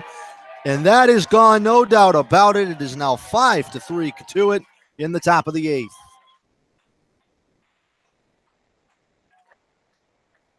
Well, coming into that at bat, the top third of the Cotuit lineup had just 1 combined hit in 8 at bats, and Dillard turns that around in a hurry. A fastball up in the zone from Schultz, and he tattoos it well beyond the scoreboard, out in right field, probably 20 to 25 feet gone at least. A 2-run shot for Cotuit out to a 5-3 lead. And it looks like that's Parker Towns down there in the Hyannis bullpen, who was getting loose before, but now ramping things up, as Schultz may be pulled earlier than expected at this point. Bierman up at the plate. Dillard with a 2-run shot for them to take the lead. That is another long shot. And that is back-to-back home runs. It is now 6-3 Cotuit. And things are starting to get out of control here in Hyannis. 2 misplaced spots from Brett Schultz. 2 fastballs catching a little too much of the plate. And Zach Bierman, we talked about it. We saw this guy take batting practice and the absolute bombs he was hitting earlier in the day. finally getting a pitch that he likes. He had been given a healthy dose of off-speed stuff all night long. Finally gets a fastball out over the middle of the plate, and he didn't miss it. Barge up the plate for Cotuit. An offensive show here in the top of the 8th. Schultz owned the game, but Chad Gaspin's going to get him, and I think that's going to be the day for Schultz. Pitched very good out of the pen, but unable to shut it down in the 8th as he's let up 3 runs.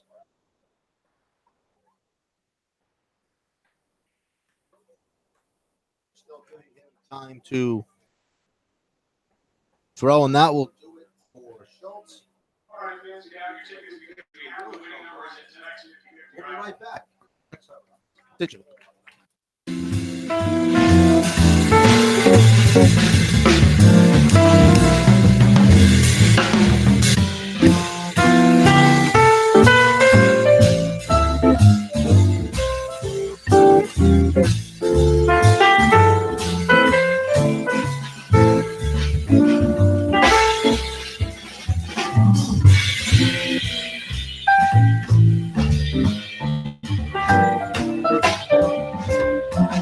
Magic Works Media copyright.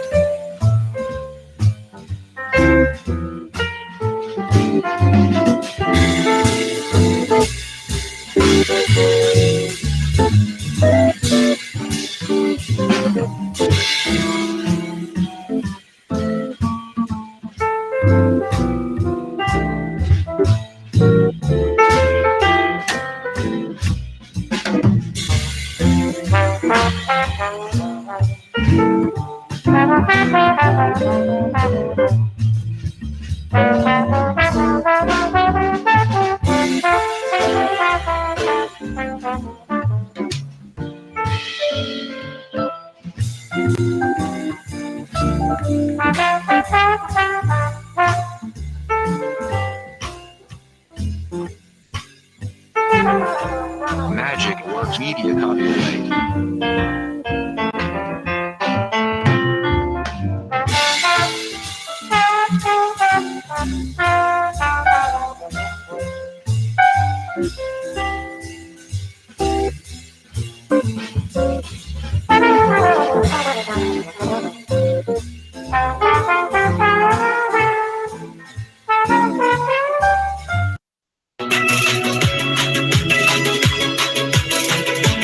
Back to Chad Gaspin making all the right moves on the Hyannis Harbor Hawks Digital Network.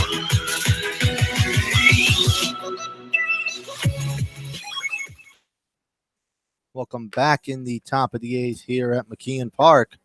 Parker Towns up on the mound for the Harbor Hawks, trying to keep this deficit to just 3. Coming in relief for Schultz, who pitched very well today but had some struggles in the 8th.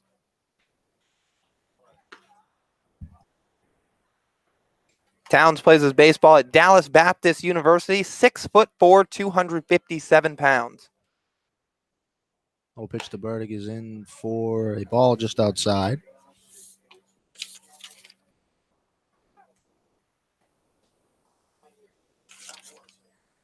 Burdick plays at Fortland. That is a ball, 1-1 count. Plays his ball at Portland University. 1-1. Pitches in. That is a little looper out to right field. It will get down. Elliott unable to get it for a leadoff single, as I'll say, because there's really been other people on base. It's really just been home runs. Yeah, outside of that Will Robertson leadoff walk, we've seen back-to-back home runs from the Cotuit Kettleers before that Brundage single. But Parker Towns kind of misplacing a breaking ball there, leaving it up in the zone. And Brundage took advantage, sending a line drive out to right field. What up at the bat for Cotuit? Oh, pitch, the runner does go. Wilkie unable to get the ball in his hand. And a stolen base. You know, Brundage, for a guy who plays center field and has some speed, wasn't the greatest base stealer at Portland this year. Had 4 stolen bases in just 12 attempts, was thrown out 8 times, but gets a good jump there on the reliever in Towns, who wasn't giving him a whole lot of attention, looking him back to the bag. And the Kettleers have another guy in scoring position, still nobody out.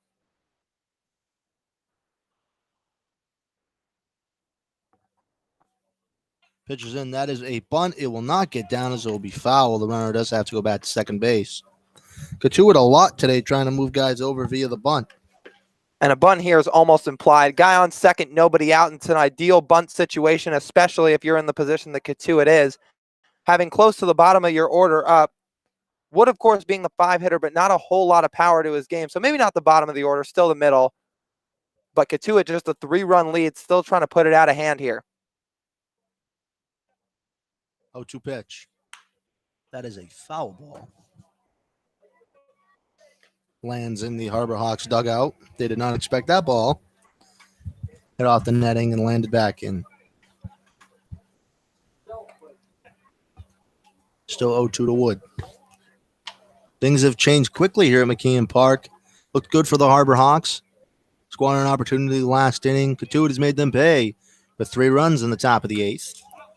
Just foul, still 0-2 as it is 6-3. Bounce trying to minimize the damage here. Still nobody out in the top of the 8th.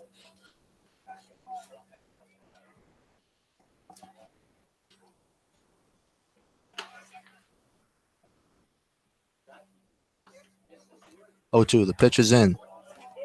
A ball just high. Wilkie tried to bring it back in the zone, but the home plate umpire did not see it that way. 1-2 count. Runner on second with nobody out in the top of the 8th. 6-3 Cotuit.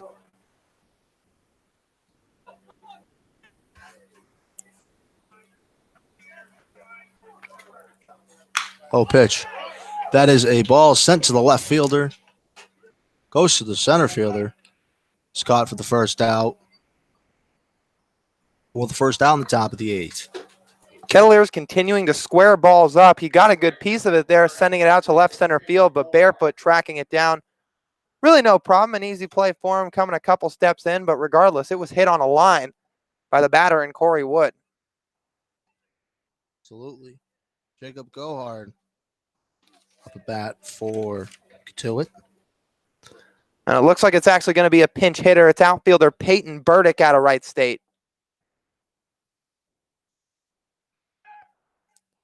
We'll slide back into second. Burdick was on a temp contract with the Kettleers, but he took the league by storm in that first game. 3 home runs on opening night.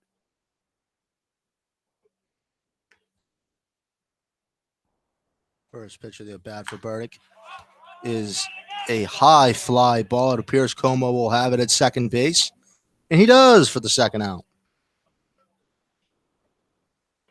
As Lyle said, Burdick did come into the game to pinch hit. Eric Jones up at bat for the Kettleers.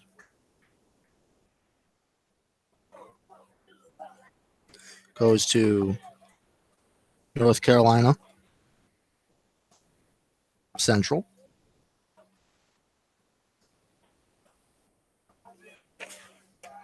As North Carolina currently is in the College World Series. North Carolina, sorry. Ball in the dirt. DeJones now up 1-0 in the count.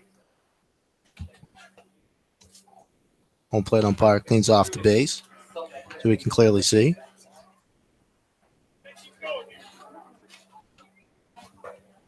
Two outs here. Towns trying to get out of this, only being down 3.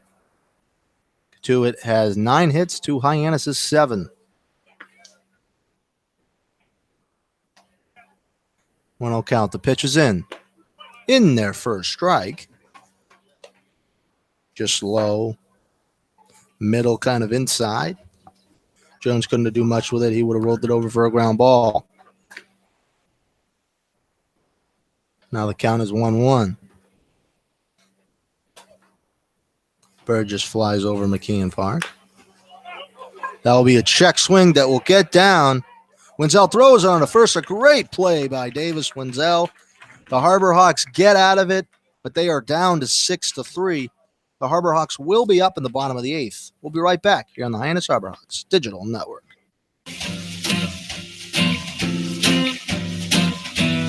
MusicElf.com.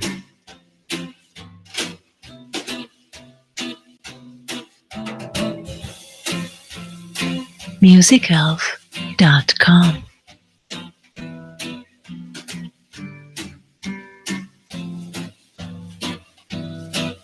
MusicElf.com.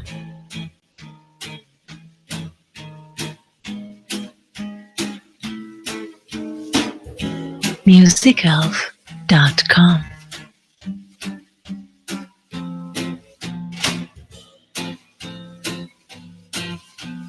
MusicElf.com.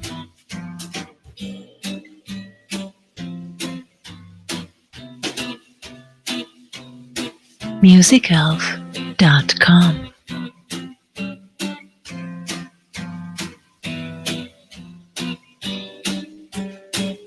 MusicElf.com. MusicElf.com.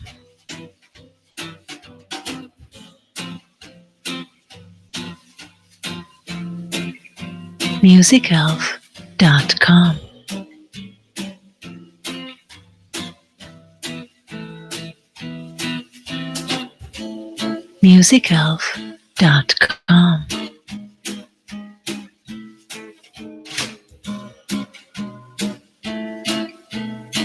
MusicElf.com.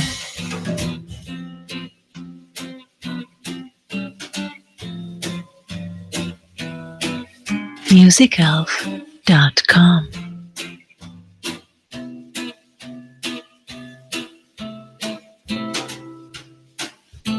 MusicElf.com. MusicElf.com. Affordable, high. Welcome back in the bottom of the eighth. Garrett Gale on the mound for Cotuit. Coming in relief, 6 outs away from pretty much tying this season series at 1-1. But Hyannis is going to try to come back from that. Now Alec Trella up the plate for the Harbor Hawks. Trying to get a little late rally. First pitch is in and wastes no time.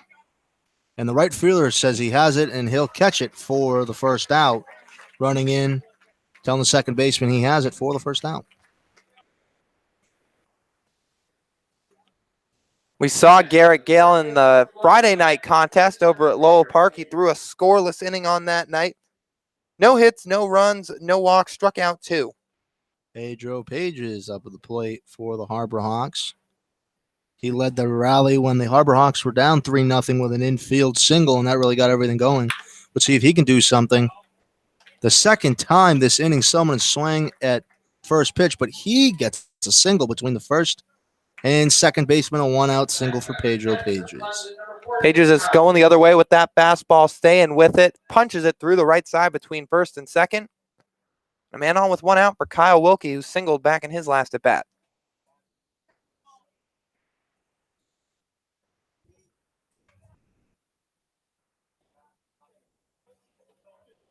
Wilkie up at the plate. The number 9 hitter for the Harbor Hawks in this lineup.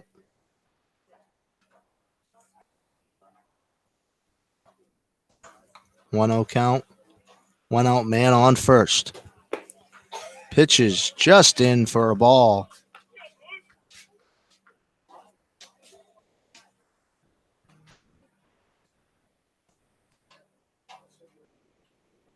You're now a 2-0 count.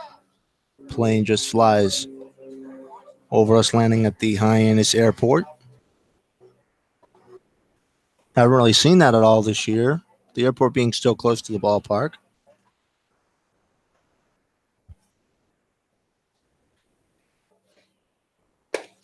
Oh, pitch. That is now a ball. 3-0 count. And the Harbor Hawks so far today have not gone away as they continue to put pressure on Cotuit. Being down 3 runs, trying to get a little rally of their own to tie the game. Oh, pitch. Get me over. Fastball. There it's now 3-1. Just touches the edge of the plate. Almost ball 4.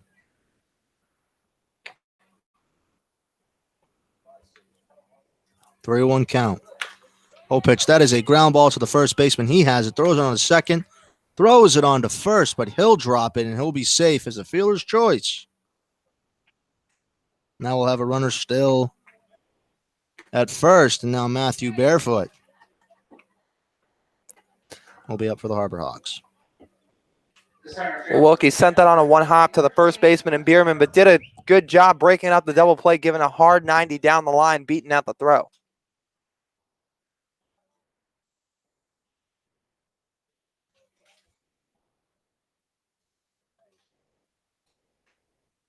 Harbor Hawks are still down 3 runs. Still 6-3. Harbor Hawks have now 8 hits. Pitches in low for a ball. 1-0 count.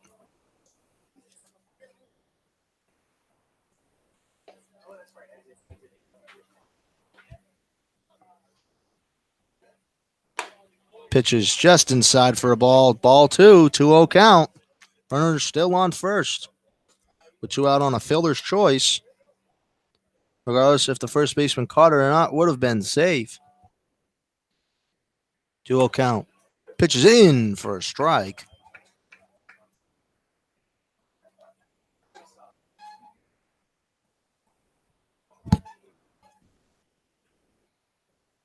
Two 1 count. Oh, pitch. That is a ball just inside. 3-1 count.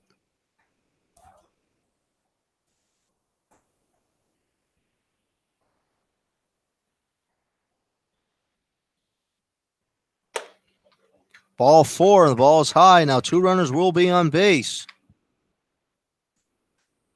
For Rivera, the hero of the first game of the doubleheader on Sunday. Now back to the Harbor Hawks. The second baseman from Rice University, number 9, Braden Como. Braden Como, I apologize, is up.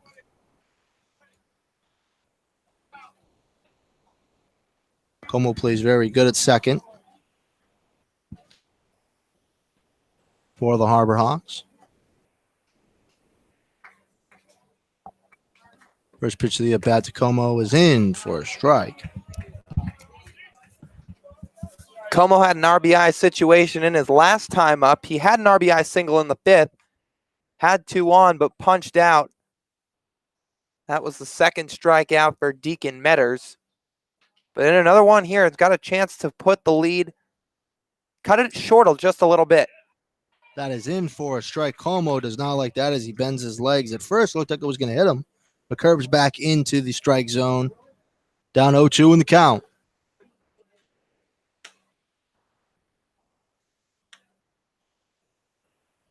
To Como.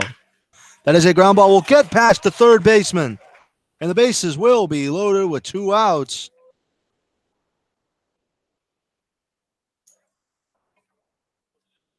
And the Harbor Hawks have something brewing here in the bottom of the 8th. Como getting down 0-2 in the count, but flushing that last call from the home plate umpire, not letting it get to him, staying with an off-speed pitch and drilling it to the left side just under the glove of the third baseman, Jones. And it loads the bases. Wilkie was held up at third with the left fielder Robertson playing in. But Davis Wenzel hitting .313 on the season, already with a hit today and a couple of walks, a chance to do something big. First pitch is just foul, hits the pole that holds the netting behind home plate together. Down 0-1 in the count. Bases loaded, 2 out. Harbor Hawks are down by 3. Both teams have 9 hits, but the Harbor Hawks have only 3 runs to show it.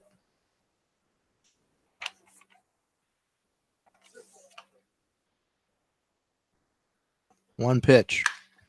That is a fly ball out to the right fielder. He just has to back up and catch it.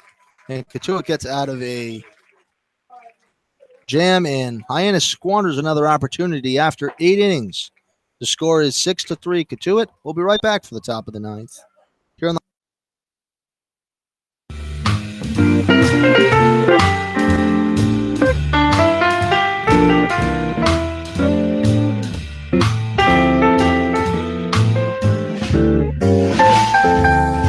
Magic Works Media copyright.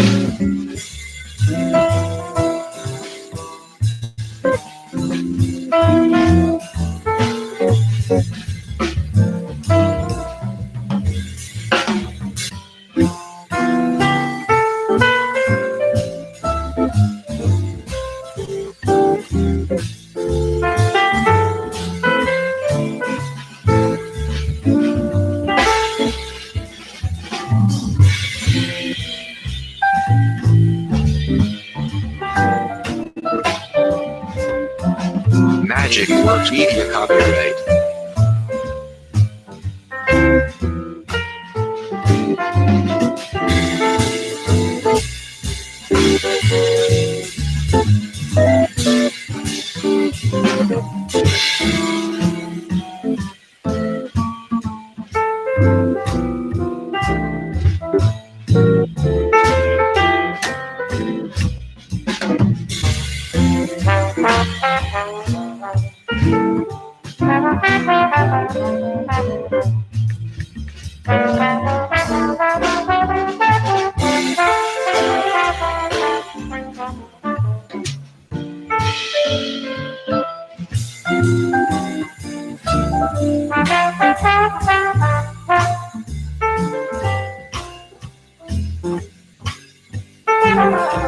Magic Works Media copyright.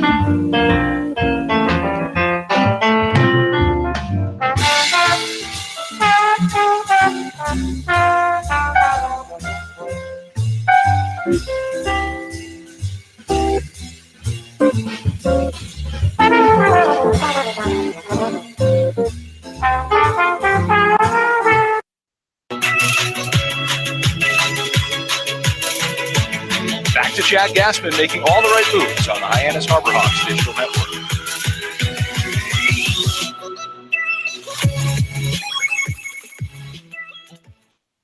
Welcome back in the top of the ninth.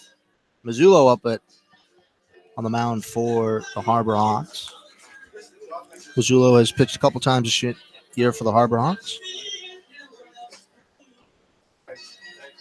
He has a 27.00 ERA.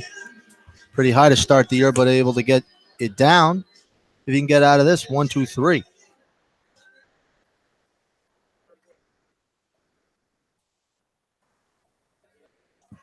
Leading off the ninth inning for Cotuit, to shortstop for TCU, 6, Adam Oviedo. Adam Oviedo with bat for Cotuit in the top of the ninth. They are up 6-3. Both teams have 9 hits.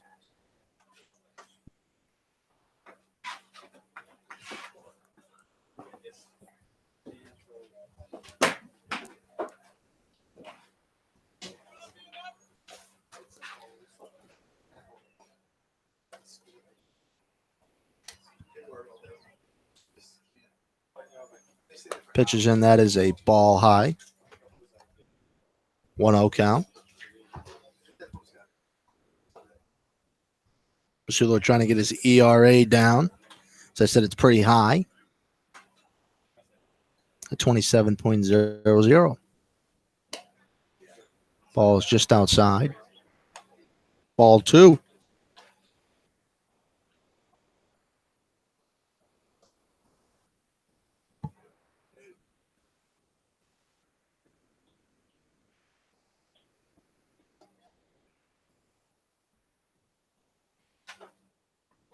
Two-zero count. Ball is just high now. 3-0.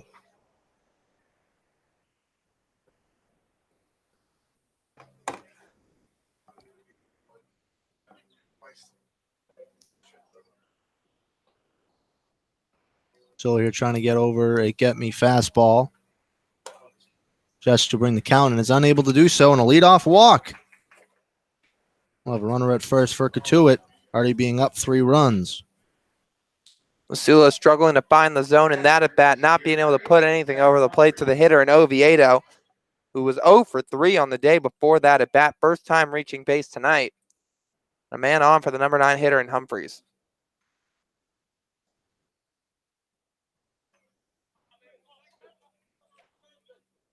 Mizzoulo looking over at first. The runner at first taking a healthy lead. Tries to bunt and unable to hit it. Is that strike 1?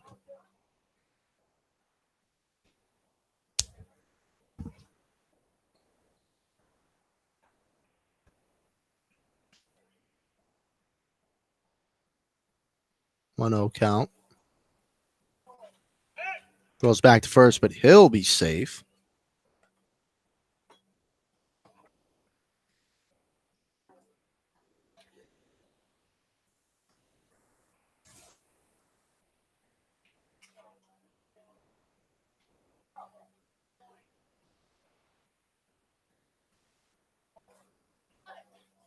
1-0 count. Tries to lay a bunt down.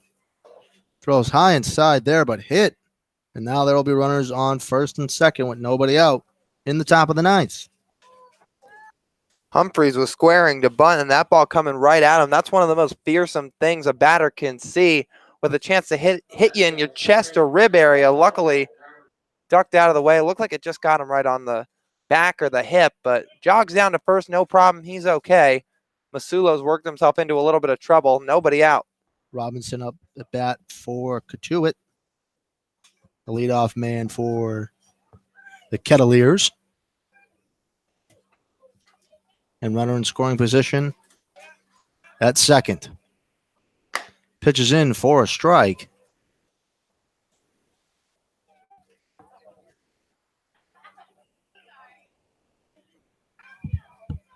One 0 count.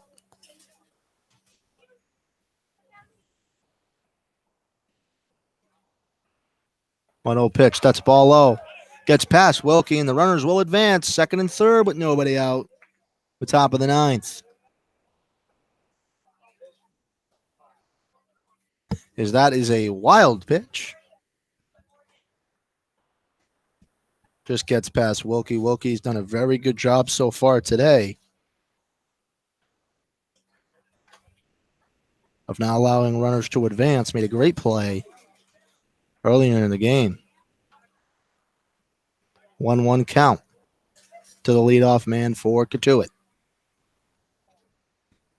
Oh, pitch. That's ball high.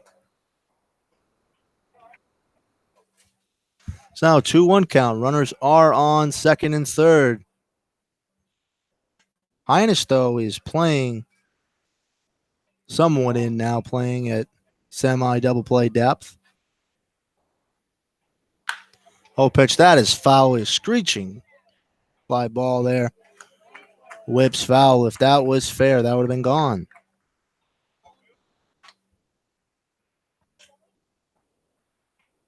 Two. Hyannis now really is just trying to get outs and pretty much allowing Cotuit to be able to score. Swing and miss. Strike 3 for the first out. As Davison strikes out. And a good response there from Masulo after throwing the wild pitch. Comes back with a breaking ball that was cut on and missed by Robertson. Had some good bite on it to it. He mixed in a couple of fastballs earlier in the count, Masulo, and then comes back with that hammer. And Robertson punches out for the first time tonight. They've kept him in check for the most part. No hits. Dillard is up the plate. The last time he was up, he gave Cotuit the lead. He drilled that home run out to right center field, clearing the fence by a long shot. And then another RBI situation here with guys on second and third. Has to be very careful of Dillard here. Already has a home run in the game. Pitch is just outside for a ball. Bounces up. Great stop by Wilkie.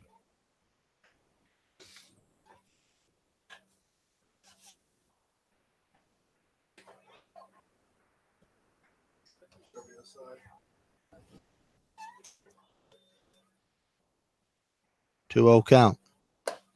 Pitch is just inside, low. Almost in the dirt. Almost at his shoe tops. Now it's 3-0.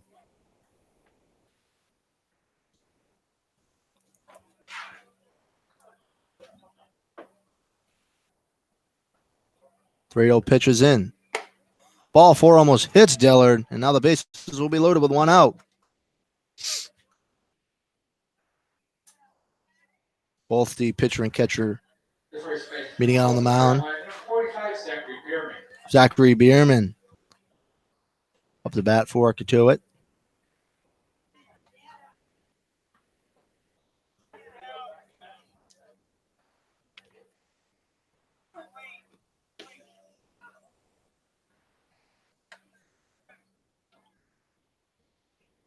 Third base coach, the manager for Cotuit, giving the signals.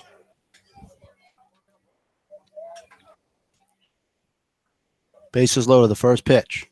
Swing and a miss is Bierman for the first strike.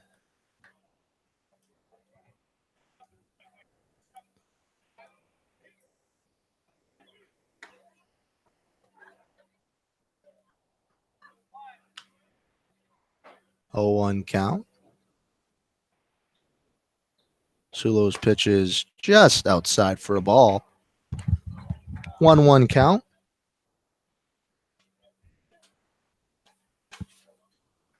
Bases are still loaded with 1 out in the top of the 9th. Cotuit is up 6-3. Pitch is swing and a miss. And he gets past him, and that is another run. It is now 7-3. Wilkie had no idea where that ball was. Another wild pitch from Masulo, just struggling to command the strike zone consistently tonight. Had a 2-strike count to Bierman, but gave the Kettleers a free gift right there, spiking one in the dirt and an easy trot home for the runner from third. Bierman's still up at the plate after swinging, missing. Had a ball in the dirt.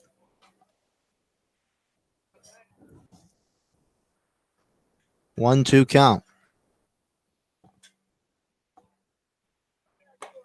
Whole pitch is a ball just inside.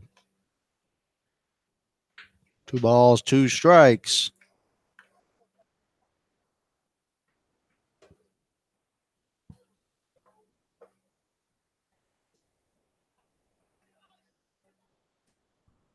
Two.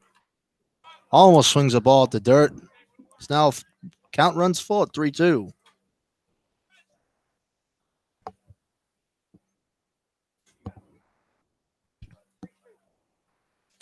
Runners on second and third with 1 out in the top of the 9th.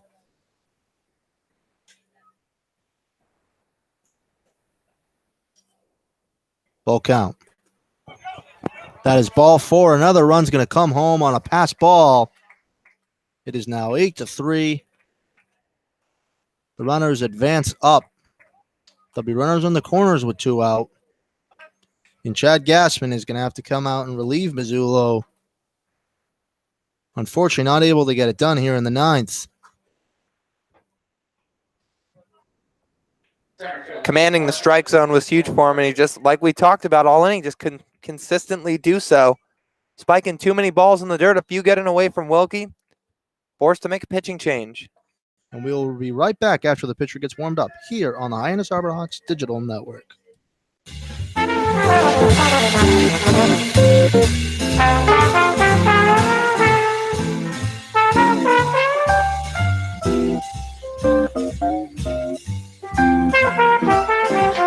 Magic Works Media copyright.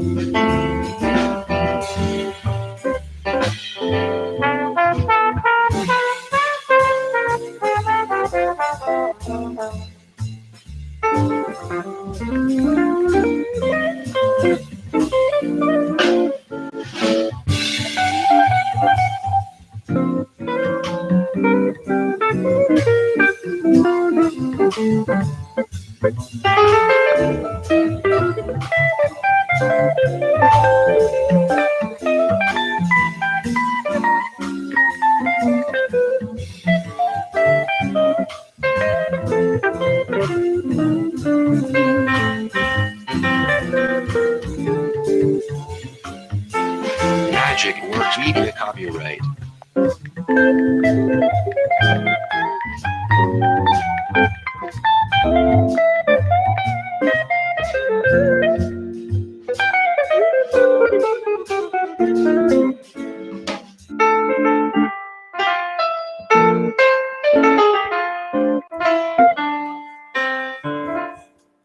Welcome back. A surprising person coming out of the pen, Griffin Day. Did not play today for the Harbor Hawks, but he does not get an off day. But the first pitch he throws is a hit up the middle, and it is now 9-3 Cotuit. Well, that run will be credited to Masulo, but Griffin Day, a side armor, gives him a first pitch fastball, and Bierman stays right with it, taking it back up the middle, or make that Brundage that takes it back up the middle for a base hit, plating the 9th run of the day, like you mentioned, Robert, for Cotuit. Corey Wood up at bat for the Kettleers. 1 out still in the 9th inning. along top of the 9th inning. That is a ball just low.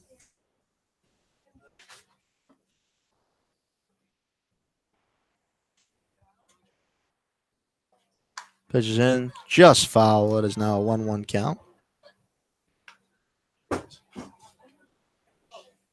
Day's first appearance on the mound so far for the year for Hyannis. Wood, though, is 3 for 13 on the season with a .230 batting average, 1 home run, and 2 RBIs.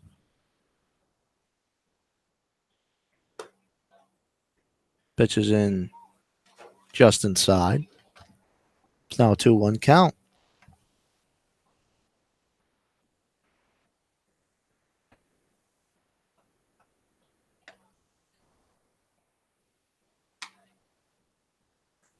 Pitches in, and that is a fly ball out to center field. He has it. The runner will not advance at third. And there'll still be runners on first and second with 2 out. But it is 9-3 Cotuit. Well, Griffin Day inducing it out, a fly ball. Hit it fairly hard, but right at the center fielder and barefoot, only having to move about a step over. And Griffin Day, like we talked about, primarily a hitter, plays first base most of his time. Hit .306 at Yale with 10 home runs, but also a little bit of a sidearmer on the mound. Burdick up at the plate for Cotuit as he pinch hit the last time he was up.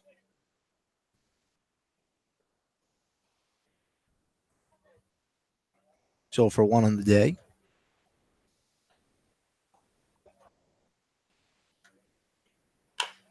I'll pitch that as a foul ball to the third base side. Third base coach for Cotuit able to pick up the ball and throw it back to the pitcher. Cotuit's starting to get warm up in the pen. Here would be a non-save situation for whoever goes out there for Cotuit. It's a ball just outside. Burdick on the year is batting .222. 6 for 27. Early in 2018, still the season, not even 10 games in. Hyannis is 4-2, and Cotuit is 4-3. Ball just outside.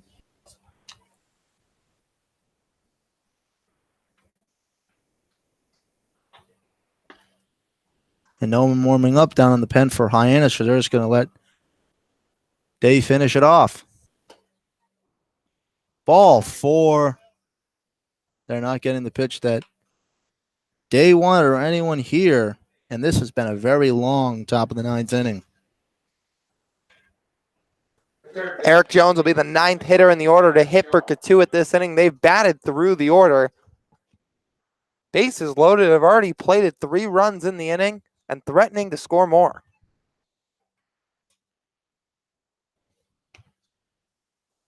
Jones up at the plate. Pitch is just foul.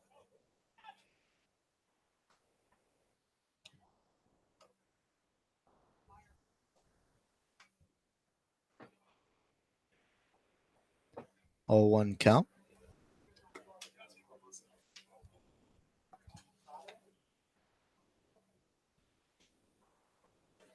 Pitches a ball. Sorry, a strike. It's now 0-2.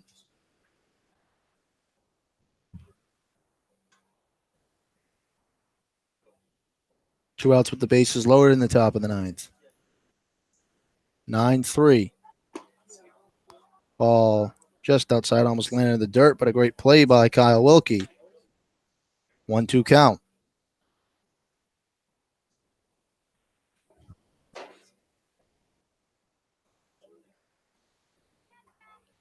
Oh, pitch. That is another pass ball, but lands right back at him. The runner did not advance there.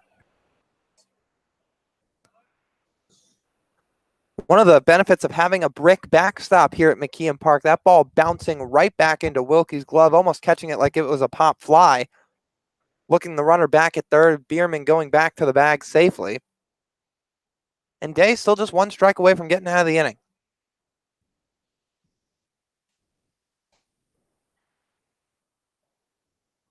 2-2 count. Oh, pitch. That is a ball just outside, running the count full at 3-2. Third base coach for Cotuit giving the instructions to all the runners. They will all be going with 2 outs. 9-3, Cotuit. Pitches in, ball 4, walks a run home. It is now 10-3. And the home plate umpire is not helping Hyannis at all today. Tough pitch from Griffin Day, just missing the zone on that one with the fastball, issuing his second walk of the inning. And Oviedo comes up to make his second plate appearance in this inning. He's already walked and scored in the 8th, or make it the 9th.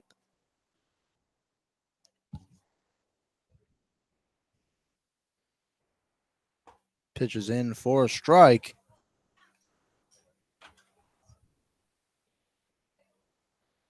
Oh, 1 count.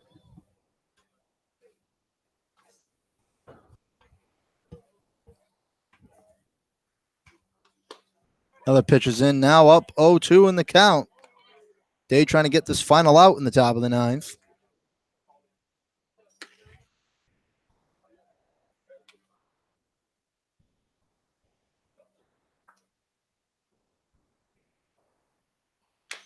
Oh, pitch, that is a ground ball to the third baseman. He has it. Wenzel throws it on to first and is able to get out of it after a long top of the 9th inning. Harbor Hawks will get their final at bats here today, being down 7 runs. Going to try to make a rally here. We'll be right back for the bottom of the 9th here on the Hyannis Harbor Hawks Digital Network.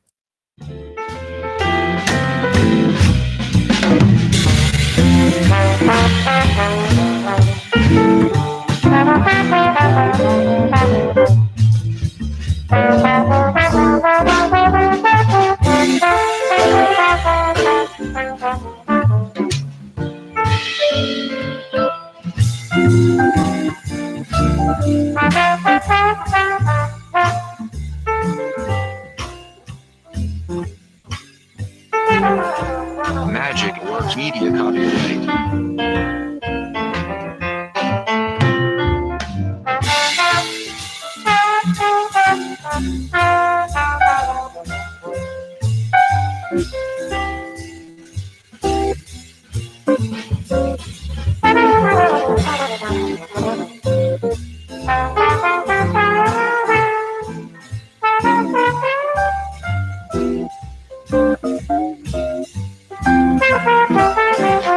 Magic Works Media copyright.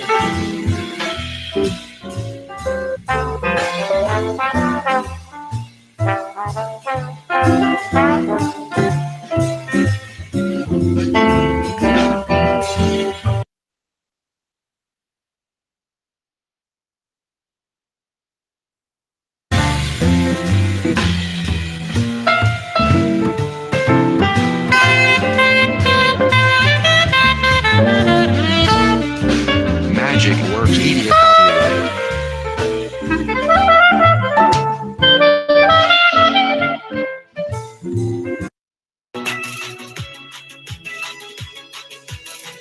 Last chance for the Harbor Hawks to rally in the bottom of the 9th on the Hyannis Harbor Hawks Digital Network.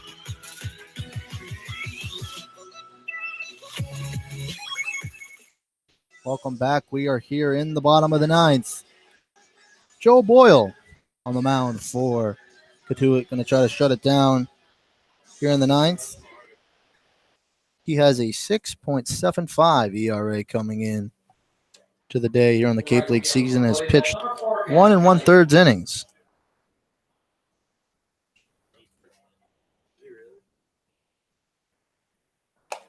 First pitches to Elliott is in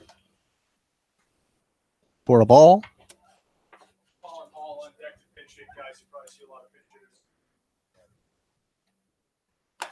Oh, pitch just outside. It is 10-3 here for Cotuit. They opened it up in the top of the 8th, then scored a couple more in the 9th. This game was very close in the last couple of innings, but Cotuit has blown it open. That is ball 3. It's now 3-0.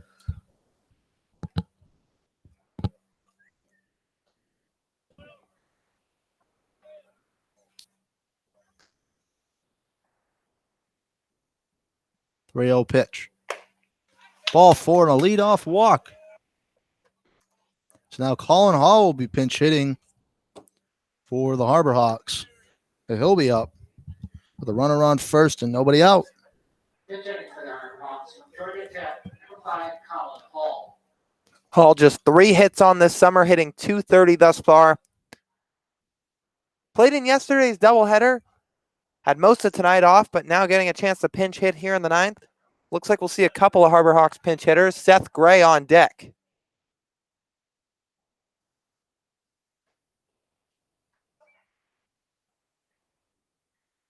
Oh, pitch. That is a pass ball.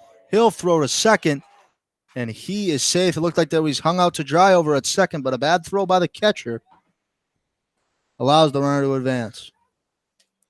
Taking off with the pitch, the ball bouncing off the bricks again, right back to the mid of the catcher, Humphreys. But the throw wide to the left of the bag and the shortstop in Oviedo. Elliott getting in there safely. Second base umpire, third base umpire, throws the ball in that was thrown down to second.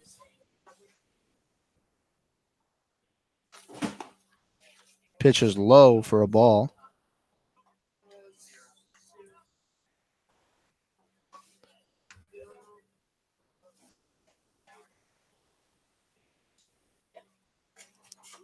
.908 here in Hyannis. Pitches in for a strike.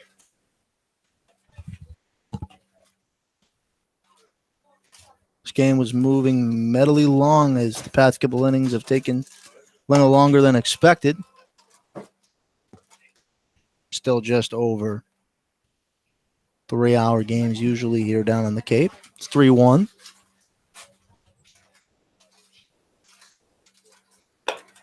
Pitches in. And that is called strike. It's now full count 3-2.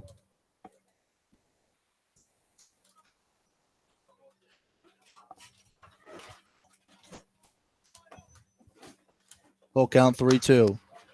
Fouled off was Hall.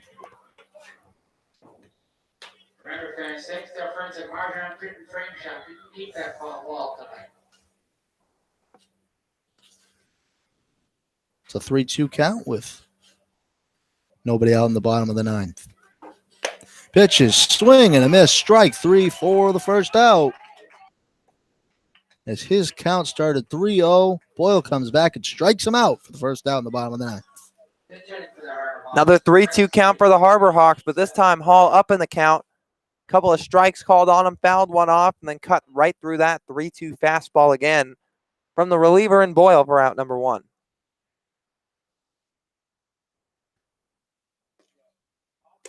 Pitch is in for a ball. A good fastball from Boyle here in this inning, looking like from the naked eye it's in about the low 90s or so, maybe touching up in the mid 90s. Seth Gray up the bat for the Harbor Hawks. He's batting .307 currently this season. 4 for 13 with 2 RBIs on the year.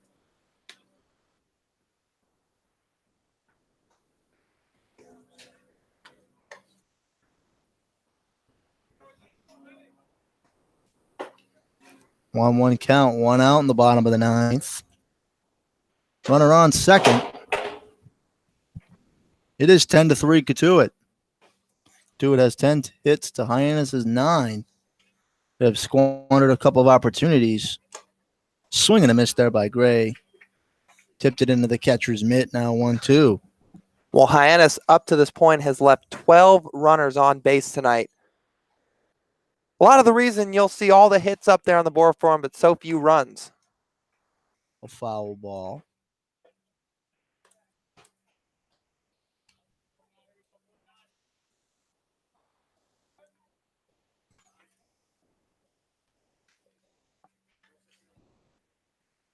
Still 1-2 with 1 out in the bottom of the 9th.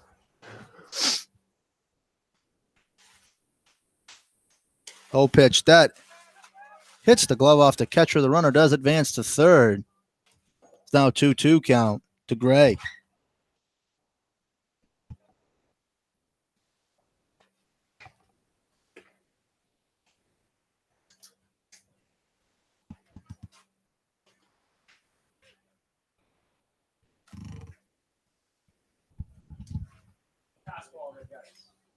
And that was a pass ball. 2-2 count.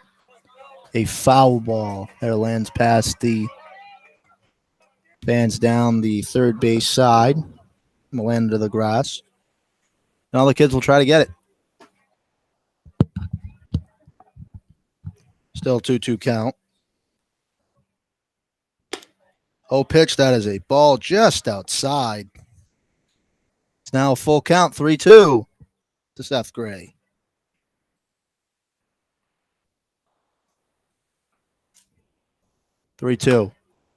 That is a foul ball off of Seth Gray's leg, but he'll be all right.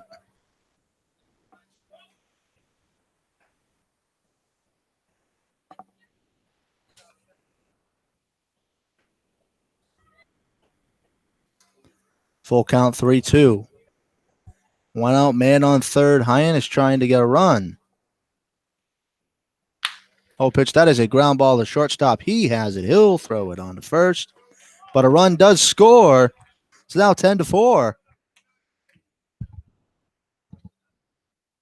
Infield playing back on that play, trading outs for runs at this point as they were up 7 runs, now 6. Routine play for the shortstop in Oviedo, who made the play at first, but the runner in Elliott scoring on the play. Trevor Hoover up with bat for the Harbor Hawks. A lot of pinch hitters here in the 9th inning as coach trying to get in some guys that didn't play today in a blowout loss at home. Hill pitches in for a strike. Stay tuned here after the game as Chris Lucy will be having the post-game show. He'll recap today's game and also around some league scores.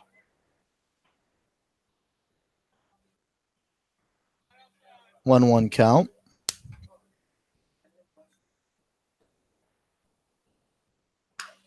Oh, pitch. That is a foul ball just back to the netting behind home plate here at McKeon Park.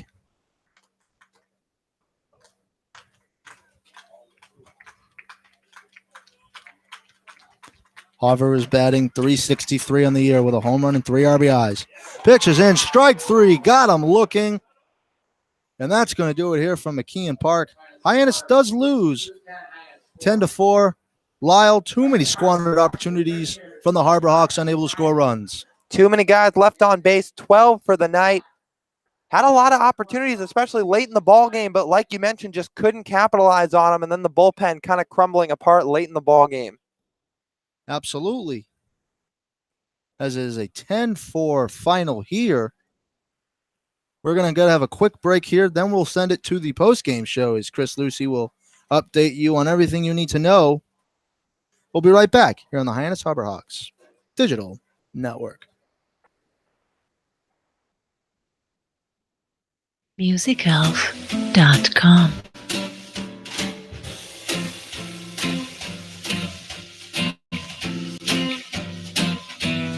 MusicElf.com.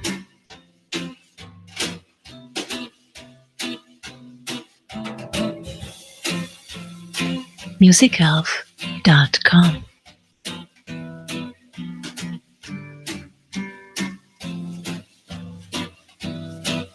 MusicElf.com.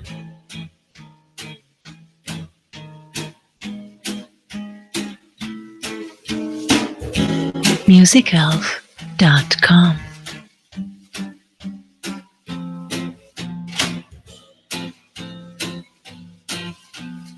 MusicElf.com.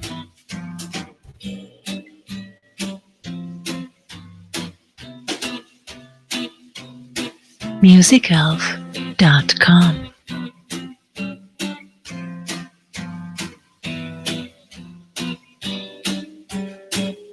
MusicElf.com.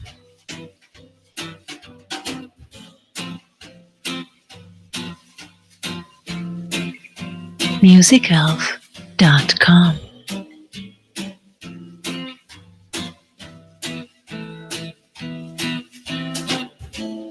MusicElf.com.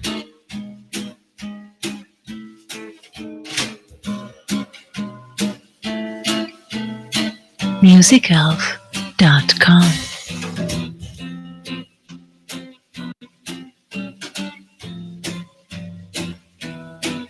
MusicElf.com.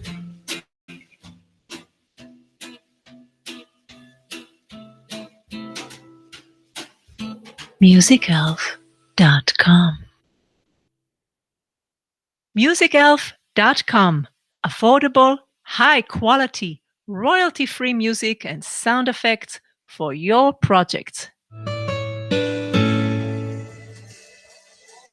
Welcome back inside McKeon Park on the Hyannis Harborhawks Digital Network. I'm Chris Lucy, taking you around the league and wrapping up this game. A loss for the Hyannis Harborhawks here at McKeon Park, 10-4, the final score in the second game of the Barnstable Patriot Cup series between the Hyannis Harborhawks and the Cotuit Kettleers. Hyannis escapes this game with a 4-3 record, while Cotuit jumps ahead with a 5-3 record and knots up the Patriot Cup series at 1 game apiece. Robert Marcello is joining me here in the booth. And Robert, it's been a common theme so far in the Harborhawks season. When they're up, they can really get around and put up big numbers against teams, as they did against the Kettleers and also against the Whitecaps. There's a team that can score in bunches, but they're also scored upon in bunches, as the big inning really bit the Harborhawks today. Absolutely. I think that 8th inning was really the kind of telling side of the game. You know, you're down 3-0, you tie the game to go out 3-3 a couple of innings, squander a couple opportunities, and Cotuit makes you pay. Cotuit certainly made the Harborhawks pay on the day, and specifically in the innings that the Harborhawks just completely lost it. In the third, they gave up a trio of runs. Same story in the 8th, and then in the 9th, even worse. Hyannis just losing complete command of the strike zone, giving up several walks, to say the least, hitting a bunch of batters. All in all, 4 runners coming to score in the 9th inning and really putting things out of reach, Robert. Absolutely. And, you know, one of the common things we talked about really so far this year, being able to take pitches. When you're down as many runs as the Harborhawks do, you can't be as you have to be a little more tentative at the plate. And, you know, that's one thing the Harborhawks did do. But when they're like that, it's not successful for them. So anytime they get down in games, it's very hard for them to come back. 4 walks in the 9th inning alone. And then, Robert, going back to the 8th inning, Hyannis has taken advantage of the long ball potential that they have this season, as in the game 1 of the Patriot Cup series, Hyannis had homers from Lott and Hauver. And then in this game, top of the 8th inning, Cotuit went deep twice off the bat of Thomas Dillard and Zachary Bierman. Definitely did, and they kind of repaid the favor what the Harborhawks did in the first game. You know, just being able to get good swings at the bat and, you know, punch it out to right field. That's one of the things that Cotuit did a lot better today, and that's why they're going home winners. 4 of 10 runs for the Kettleers coming from the 1, 2, and 3 spots of the order. Thomas Dillard, again, a thorn in the side of Harborhawks fans. You mentioned that infamous home run he hit to secure a 9-9 tie at the Cotuit Kettleers ballpark, Lowell Park, last year in the Patriot Cup series. Robert, thank you so much for joining me here on the postgame show. One last question before I let you go. Hyannis comes in tomorrow going against one of the hottest, if not the hottest team on the Cape, if they didn't prove that already tonight with a big win against the Chatham A's, which we'll talk a little bit about later. But this is a team that the Harborhawks have to go to play at their stadium, Spillane Field. What does Hyannis need to clean up to make sure they can go in there and at least hang with the top of the Western Division? I think one of the things that our sideline reporter Danielle has talked to the coach about is how after a big loss like this, how do you regroup? And Coach Gaspin really gets the players ready. It's a new day, and I think they just have to treat like that tomorrow. Robert, thank you so much for joining me on the show. I'll let you hop off and get ready for your other post-game coverage. Of course, you will be on Hawk Talk with me, which I'll anchor. You can catch that one on our YouTube page, posted by tonight and uploaded on our social media at the Hyannis Harborhawks on Twitter.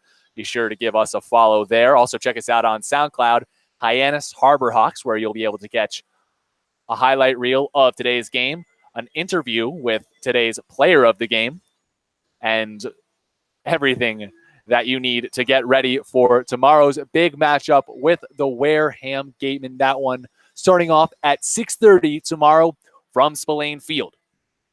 Chris Lucy joining you here on the post-game show. Hyannis one last time. Losers 10-4 in Game 2 of the Barnstable Cup and the Barnstable Patriot Cup Series.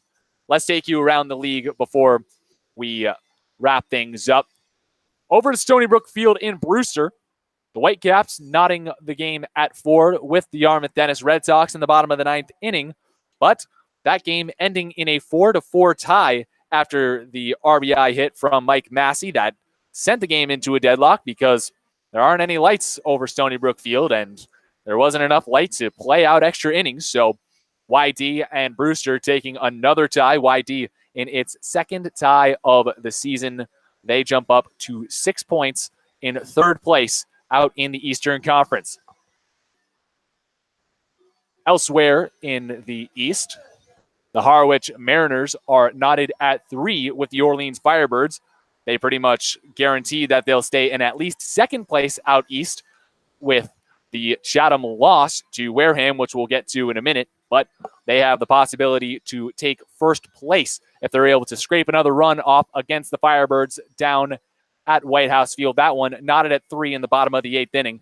Now we take you to Spillane Field, which wrapped up a good bit of time ago. That one, a 6-3 triumph for the Wareham Gatemen, who advanced to 12 points on the season in firm control of the Western Conference. Cotuit staying in second place, securing their 10th point of the season with the win against the Harbor Hawks. A 10-4 triumph over Hyannis in Game 2 of the Barnstable Patriot Cup Series. And then the Bourne Braves take a 4-2 win over the Falmouth Commodores. They bounce up to 8 points, knotted in third place with the Harbor Hawks. And Falmouth staying in the cellar in the Western Division with only 4, falling to 2-3 on this season. That'll be all here from McKeon Park. Thank you for joining us on behalf of the entire Hyannis Harbor Hawks Digital Network team. That would be Robert Marcello, Lyle Goldstein, and Danny Zerzer, who is on the field getting all of our post-game sound, which you can catch on our SoundCloud page. I'm Chris Lucy. Thank you so much for tuning in and have a great evening.